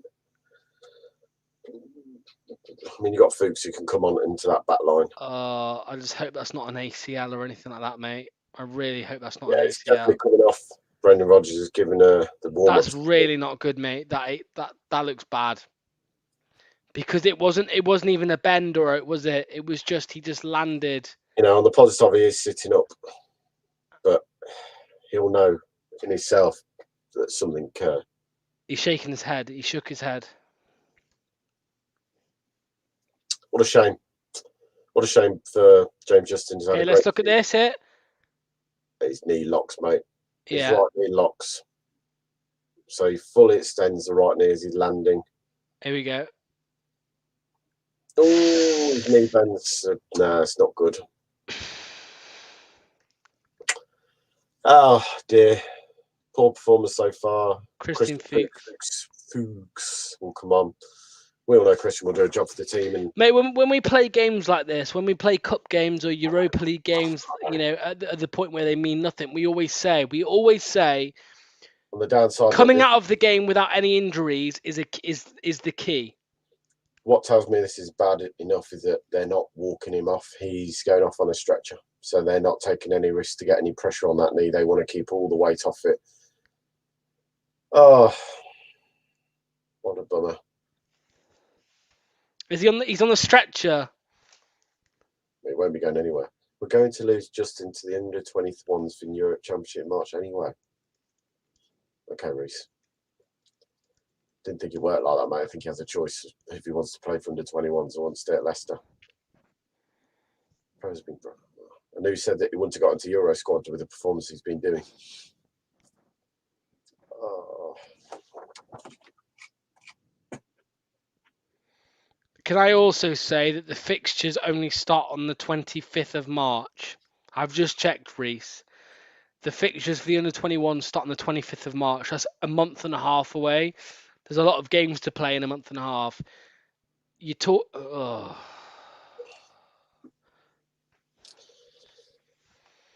This game is worse than Wolves into Will Fox if we'd like to put fans back on the edge for a roller coaster of a team which normally tends to come back fighting anyway. I thought this as well, by the way, Tom. Kieran, scared for an ACL here outside of the knee. Mm-hmm. Not good at all. And, you know, because it's been an awful performance tonight. I'm not going to say it sugarcoat it. It's been awful. We've not created any chances. We've had the ball both teams had the ball in the back of the net once, and both times been offside. 3-1 Everton. Oh dear. Jose Mourinho. Time might be coming to an end quickly. Leicester lose the ball. Fuchs gives it away. But Brighton will have to go back because there's so many blue shirts behind the ball.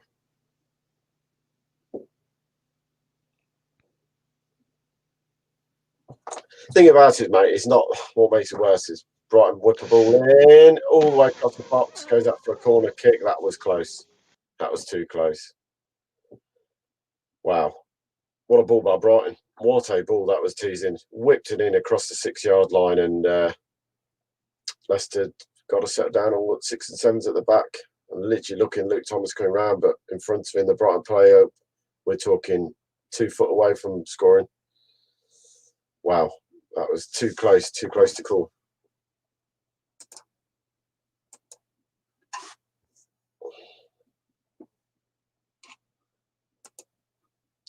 Brighton with the corner, whips it in, headed away. Better defensive header there from Leicester.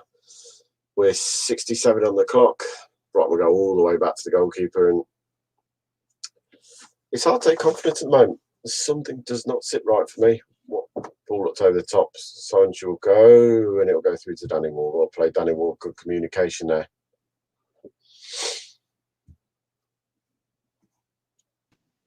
A losing draw, it doesn't deflate the true fans feeling for a club at any state, was it? It's all right. What's the difference between fake fans and real fans?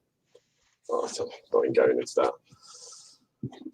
Look, for me, fans are allowed to be upset and they're allowed to be frustrated and negative, but there's a level you can go to, like me and Locks, when we get frustrated and we'll, you know, like the Sheffield United game, we were saying, you know, bar the pass, Maddison had done nothing, he was awful, but you leave Maddison on for that one moment, brilliant what he caused, and look, he came on in, he wins the ball.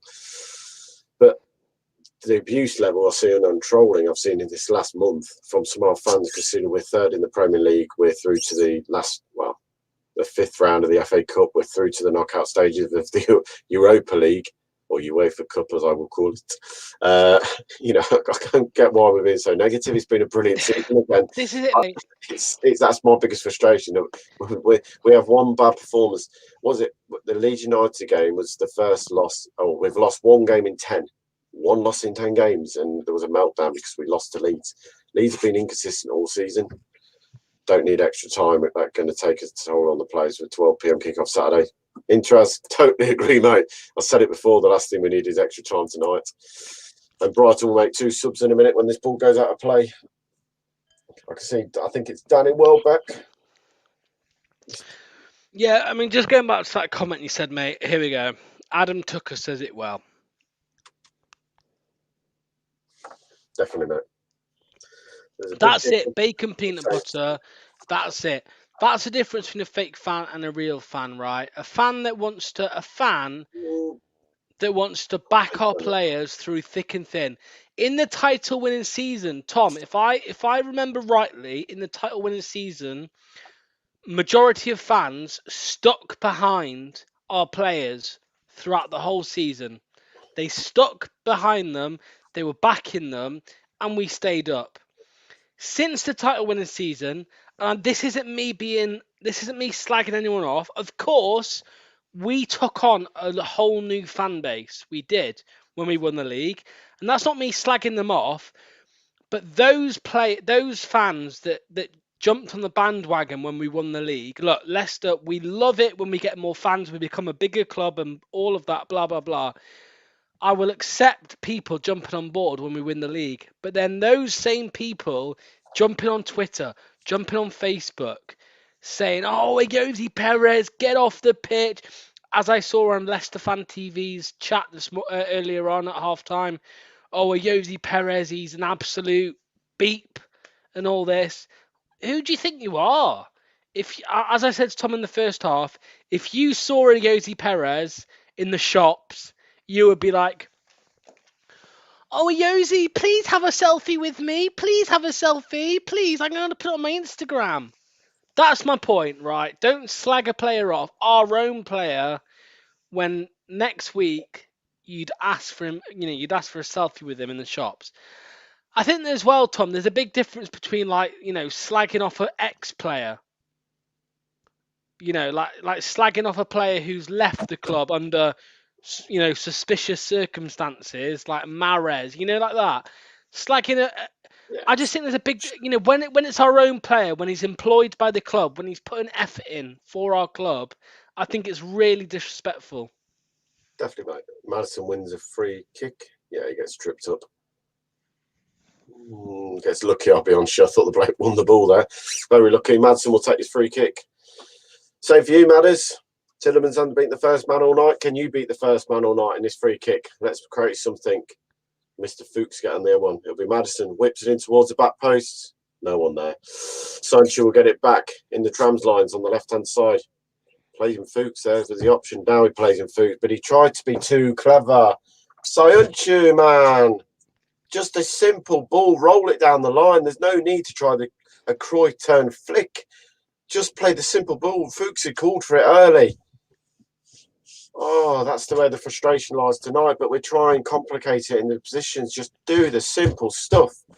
That's what I said, Christopher. That's what I said. When a player leaves under suspicious circumstances, like Mahrez did, me and Tom spoke about it, or it might have been Jack. I can't remember. We said, if a player's going to slag us off, then fair play. Down the left-hand side, sorry to interrupt. Takes on Campbell, comes back inside it. Campbell once, goes backwards again. Well played. Man of the match for me, Campbell so far has been brilliant tonight. Yeah, classic. Yeah, cuts inside one, pulls it to the edge of the area. McAllister cuts inside and has to go wide. The blue wall was there. Whipped into the box, away by Marty. Dodgy clearance. It ricochets off him and lands. Hamza clears it. Oh, this is frustrating. Well played, Hamza Trousers though in the right position. Took up the Ndidi roll, made sure he's in the right place to win the ball back.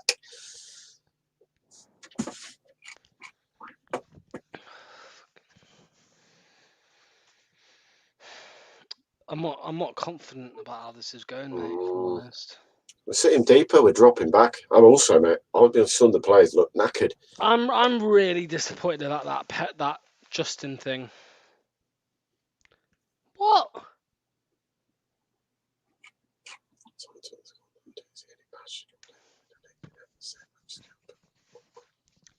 I can tell you for starters, Anthony, we wouldn't be third in the league without any passion. I can tell you that now. That's all I'll say on that matter. Ask any single one of those players as Brighton win the ball back, nick it in our half, down the left they come again.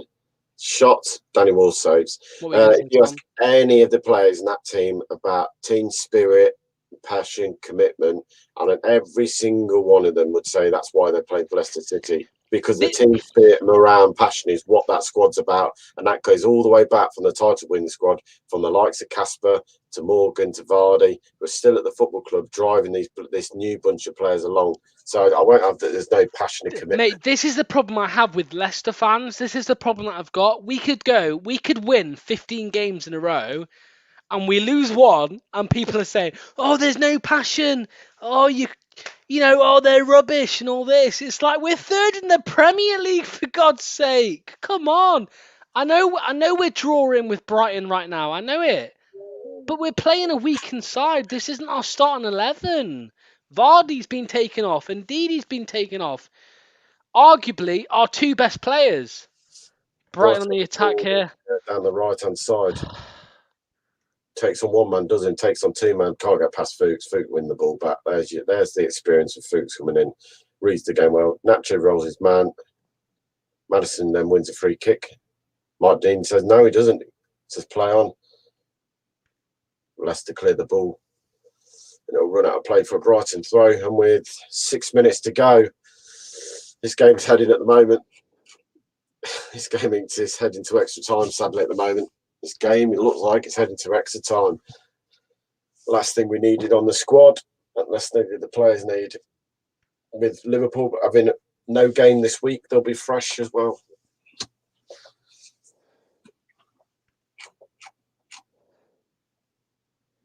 There's a lot of comments supporting the team, and we appreciate all of them, guys. Cut inside, Burns into the box, pulls it down low, cleared by Sunju over the area. Oh, Maddison, take a touch, son. Luke Thomas clears long.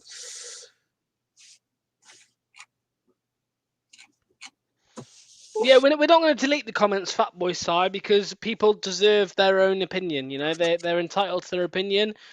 Obviously, but if they're posting it on here, we are also entitled to comment on their opinions. You know, they're putting the comments on here for a reason. I'm not going to delete the comments unless they're being abusive, but if they've got an opinion, we'll take in their opinion and me and Tom will comment on it. You know, people who comment, we discuss what they've said. So I'm not going to delete them, but like that, we don't seem to boss to go. I think in games we do. You're not, like I said, you're not third in the league for not having any passion. I don't care what team you are. Like when we won the league, mate, the year after we had a terrible season in the Premier League. They did not bust a gut that season. But this year we have put passion in. We have put passion in this year. Because we wouldn't be third in the league. You need a bit of passion. You're not going to win the league with just quality. Look at Liverpool, Tom. Liverpool have enough quality to win the Champions League and to win the Premier League. I don't care if Van Dijk is injured. You've got enough quality to win the league again. But if you're not putting the effort in, then you're not going to get it. Campbell into the box. Holds it up, takes a touch. Good lad. Could have lost it. Go out for a throw. Fair play to Campbell there. Under. Gets the ball up edge of the area. Looks for the 1-2. Finds the 1-2. Under, shoots. Oh, saved by the goalkeeper, and it'll be a corner kick. Better from Leicester. There we go. That is what we've been crying out for 68 minutes to do. Move the ball quicker. Little 1-2s in and around the box, because that is how you move Brighton around the pitch. Brighton could not live with the 1-2 between Under and Maddison. There was too much pace there. Burns, well, he's left him treading thin air there. He couldn't get in near him. Could he given it back? Could he look for Nacho? Possibly, but it would have been a difficult pass. Maddison trots over to take the corner. Beat the first man, Maddison. Come on. Beat that first man. Ball in. headed away by Brighton. Under gets the ball back onto his left foot on the right hand side to Maddison. Takes a touch back to Under. Knocks it past his man. Back heels finds Maddison. Left footed cross low and hard, cleared by Brighton. Takes a deflection all the way through. Ooh, ball long. Brighton are in behind it. 1 on 2, 2 on 1. And Leicester get the men back. Well played, Campbell again. Held the man off. Campbell tonight has been superb, mate, going forward and defensively. Well played again, Campbell, and it'll be a goal kick. What a performance from this boy tonight. Absolutely brilliant.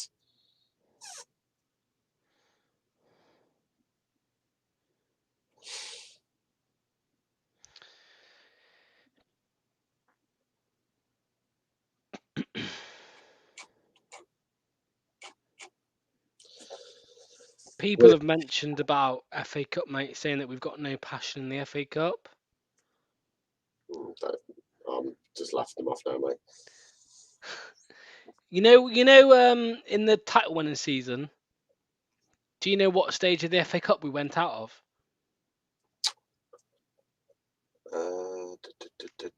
Third round? Yeah, our first round, then we lost to Southampton. Spurs. Oh yeah, because the Dyer penalty, the controversial one in the second leg when we were 2-1 up with a minute to go, and he gave the pen. Was that Nathan Dyer? Dyer handball. Yeah, and then in the second leg, they beat us 2-0. But the week between the two games, Robert Hughes scored the header because I was singing 3 points when it really counts. Oh, all over the top. Oh, you jammy so and so. Oh, that could have. How jammy Brighton there. Ball played over the top. Nacho runs in behind. The centre half comes to cover and, well, fumbles it. It ricochets off his boot and goes out for a throw. It could have gone anywhere, literally anywhere. Do you think we'll see more of Daly Campbell now if this James Justin injury, hopefully isn't serious, but if it is... He haven't got an option, mate. Castanya's injured. Is Castagna injured? He's got another 10 days out, apparently. He's going to be another 10 days away. Campbell could be the team, well, might have to start. But obviously you've got Ricardo Pereira. James Justin could play left or right. Ricardo Pereira, as far as I'm aware, he can only play right. If I'm honest, I think you'll see probably against Liverpool, maybe Fuchs or maybe Luke Thomas start on the left-hand side. That'll be a free kick, ref, and we'll take that on the edge of the area. That was a naughty tackle on Maddison. Clips the back of his heels, go down. Tom, what do you reckon to this comment, mate?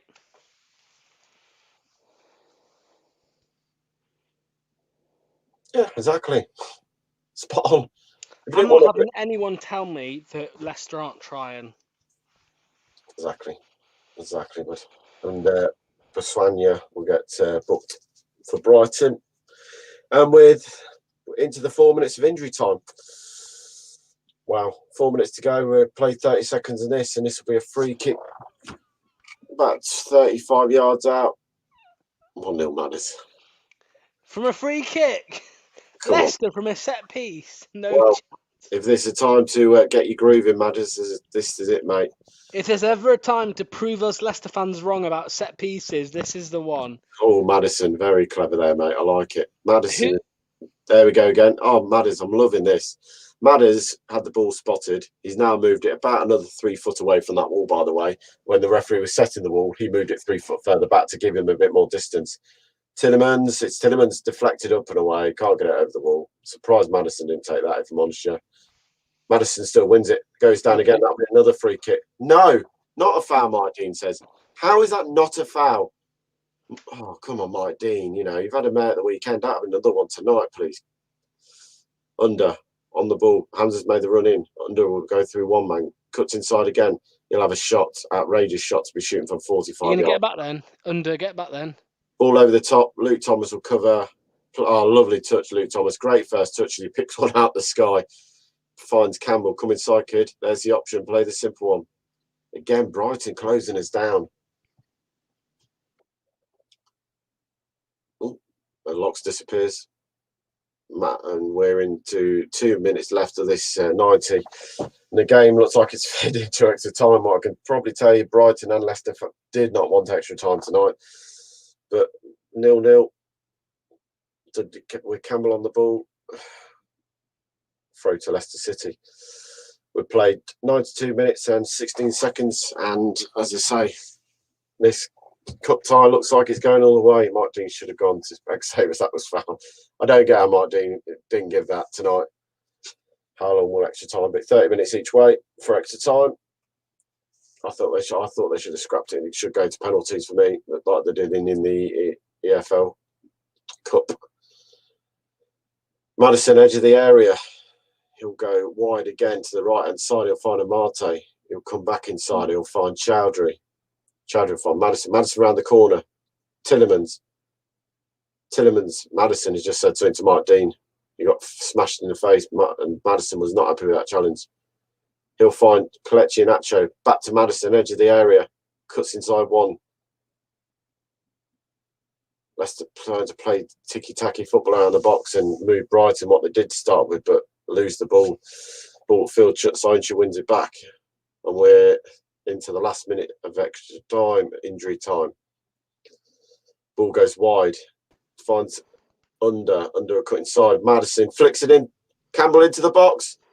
Bounces up. Campbell cuts inside. Tillemans! Oh! Corner kick. What about goal? No golden goal, mate. It's got to be 30 minutes. Let's take a corner quickly. Whip it into the back post. Yes! Nacho, baby! And that will win the game. Oh, Come on! Ticks to 94 minutes. Iheanacho wins it for Leicester. Oh. Leicester caught everybody napping there. They took a quick corner. Ball whipped in, Nacho free header, all of 4 yards out. Under plays it to Tillemans. Tillemans clips it. Standing on his own in the 6-yard box and scores.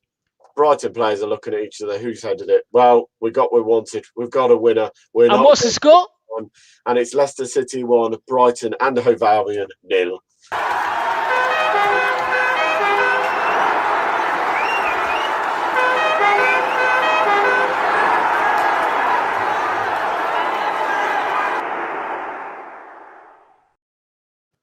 Well, Phil just asked me, are you going to take over if it's extra time? There's no extra time needed, Philip. So come on and come on. Right.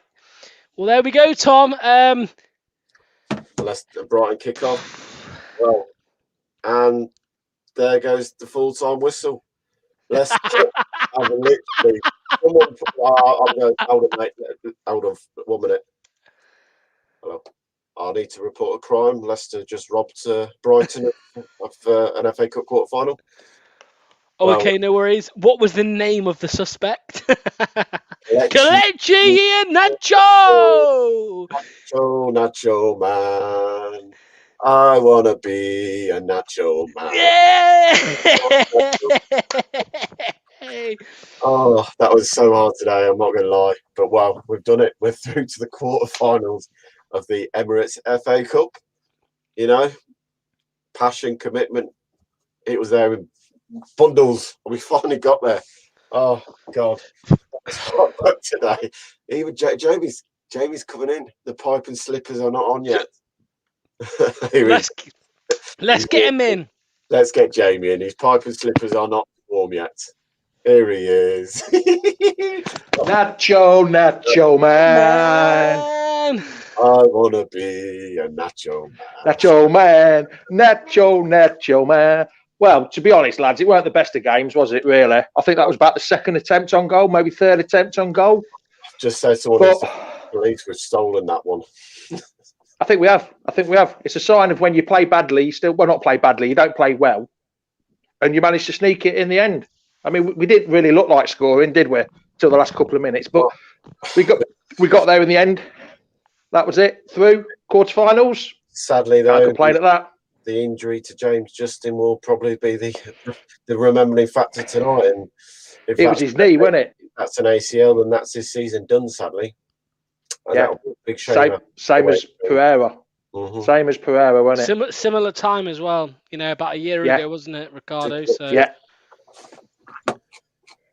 But anyway, here's Phil. We're in the quarterfinals. Phil. Thank goodness for Nacho. Nacho, man. Nacho, man. Goodness me. That was dull. Good header, though, wasn't it? Good header. Yes. A good Dan corner. Fair play Yeah, to for once. Quick thinking and whipping it in. Yeah. But Absolutely. I mean, it was a dull match, but in the end, we're through to the next round, aren't we, Jamie? that's all that matters, isn't it? Getting through quarterfinal. Glad there was no extra time with Liverpool coming on in the weekend, so that I was dreading extra time. We scored from a corner. We scored from a corner. Is it classed as a corner though? Because he took a short corner. Yes, that has to be a corner. That's a corner. We'll take it. Yeah. I don't know. They said the other week that Wolves scored from a corner and he scored against Chelsea, but I don't think that was classed as a corner, to be honest. But we'll take it. Listen, I've added Jack and Chris in. Nacho, man. Catching on. I want to be Nacho, man. I mean, thank goodness for Nacho tonight getting that header. He took it well, didn't he, Chris? Yeah, absolutely brilliant. I was actually watching the feed with Michael, and I actually got the notification before we'd actually seen it. So he was. I was like, "We're gonna score! We're gonna score! We're gonna score!" I mean, where'd you go with that game, Chris? Hopefully better. You know, that game was absolute. It's still, even in the second half, it was awful. But that header was just a glimpse of something good in that whole game.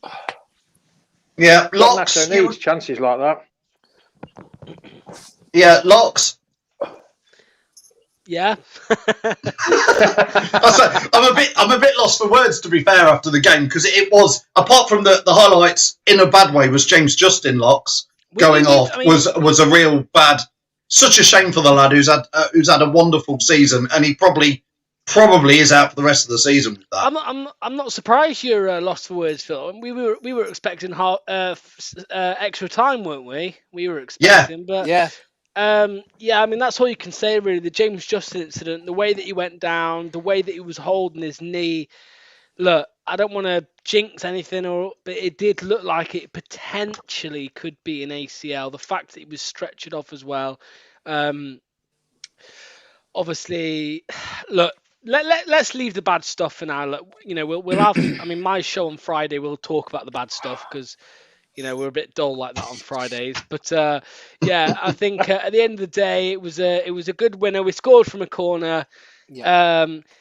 It wasn't the best of games. You know, there were comments flying in left, right, and centre to me and Tom about silly comments, which I won't say because, you know, there's just so much negativity. But yeah, I think what I have said before is I don't mind people criticizing players. I don't mind that. It's when there's abuse flown at players, and I think that's just out of order. But Nacho has taken plenty of abuse, plenty of criticism in the past. And I think when, you know, credit where credit's due, when he does come up with a moment like that, you've got to give credit where credit's due and you've got to kind of praise him. Yeah. As I said on my show before, I think Chris and Jack were there. King Kelechi. Great header, great goal, and yeah, as you said, we are through to the quarterfinals now of the FA Cup, and look, we're in the Premier League, third in the table. We're in the Europa League against Prague next week, and we're now in the quarterfinals of the FA Cup. And I think we could for the second year get in a row. Double. Yes, and we could get a double this year. Who knows? Maybe even a treble. I think the treble's pushing it a bit, but we could get it. You never know. Not unless Man City have a serious hiccup now. Jamie, we got away with that one tonight, didn't we? Well, I don't think we really deserved to go through. Do you?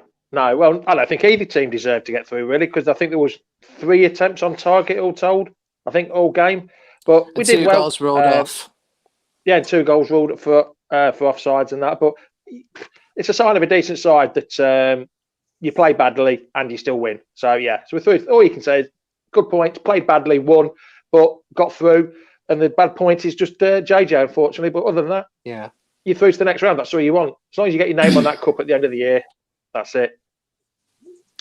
Jack, who would you fancy in the next round? I don't care. I'll take anybody. I'll take When is Man the draw, City. by the way? Thursday. Tomorrow. Is it tomorrow night? Unless Yeah. they go into extra time and then it's later on. It's normally 7:45 tomorrow, but if it goes into extra time, the Wolves Southampton game, then it'd be later on that evening. So, yeah, and obviously Liverpool, Tom, on Saturday. We'll look forward to that properly in Lox's show on Friday night. But at home form at times, I'd rather we were playing Liverpool away almost, Tom. I think we'd all rather be playing away at the moment. It's been hit and miss this season. Oh, this will be my last bit before I sign off for the night. But look, yeah, we're not going to go long tonight. We're through to the next round. Massive game now Saturday, 12:30 kick-off against Liverpool.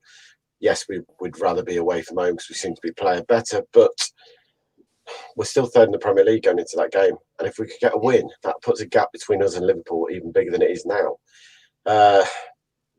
Positive take, we've won. And like you just said, sign a good team, we're winning games without playing well. I'm just going to say one thing tonight and finish on a high note. My man of the match is going to Campbell. I thought he was absolutely superb tonight. For a young lad to come in on his debut, not played a single first-team game, and battled up and down that right-hand side, going forward, doing his defensive work. Man of the match to win tonight for me, and that's my positive thought for the night. Let's look, we've got another right back coming through the academy who looks very good. Yeah, absolutely, Tom. I think, to be fair, chaps, we will leave it there. We've had a busy week. We've got Lox's show on Friday at 7:30. I'm live tomorrow at 1:15, live on Leicester Fan TV with Chris from Redmen TV, which is one of the biggest Liverpool fanzines. So join me at 1:15 tomorrow. Join Lox on Friday at 7:30, and then it's watch along. It's early kickoff on Saturday with all of us joining the chat. Yes, Lox. I just wanted to say, as I always say with the watch longs, thank you to everyone so much for watching and liking and subscribing. Just a reminder, we are so close to 6,000 subscribers. So please, if anybody's watching on Facebook, YouTube, Twitter, please head over to YouTube, hit the subscribe button. There's going to be some of you that haven't subscribed yet, so please drop the subscribe, and it'd be much appreciated. And yeah, you know, we'll see you on Saturday at 12:30 for the watch along with me and Tom against Liverpool, and we've got to go at them. We've got to go at them, hit them, and get the win. So yeah. Brilliant. So from Tom, Lox, Chris, Jack, Jamie, and myself, thanks everybody for joining in the show. Thanks for all your comments. We can't do it without fans' comments, and I'll see you tomorrow at 1:15 with Chris from Redmen TV. Thanks, everybody. Welcome to Leicester Fan TV. Cheers. With special thanks to our pals at ADT Taxis, Feed Me, Piglet's Pantry, Tiger, Leicester Garage Conversions, Pink Vehicle Leasing, Hollogram, The Fox's Arms, Moir Wade Interiors, and our chosen charity, MENPHYSUK. We bring you the fans' views on the match each week, and your views matter to us. Join the fans' debate each match with us. Follow us at Leicester Fan TV.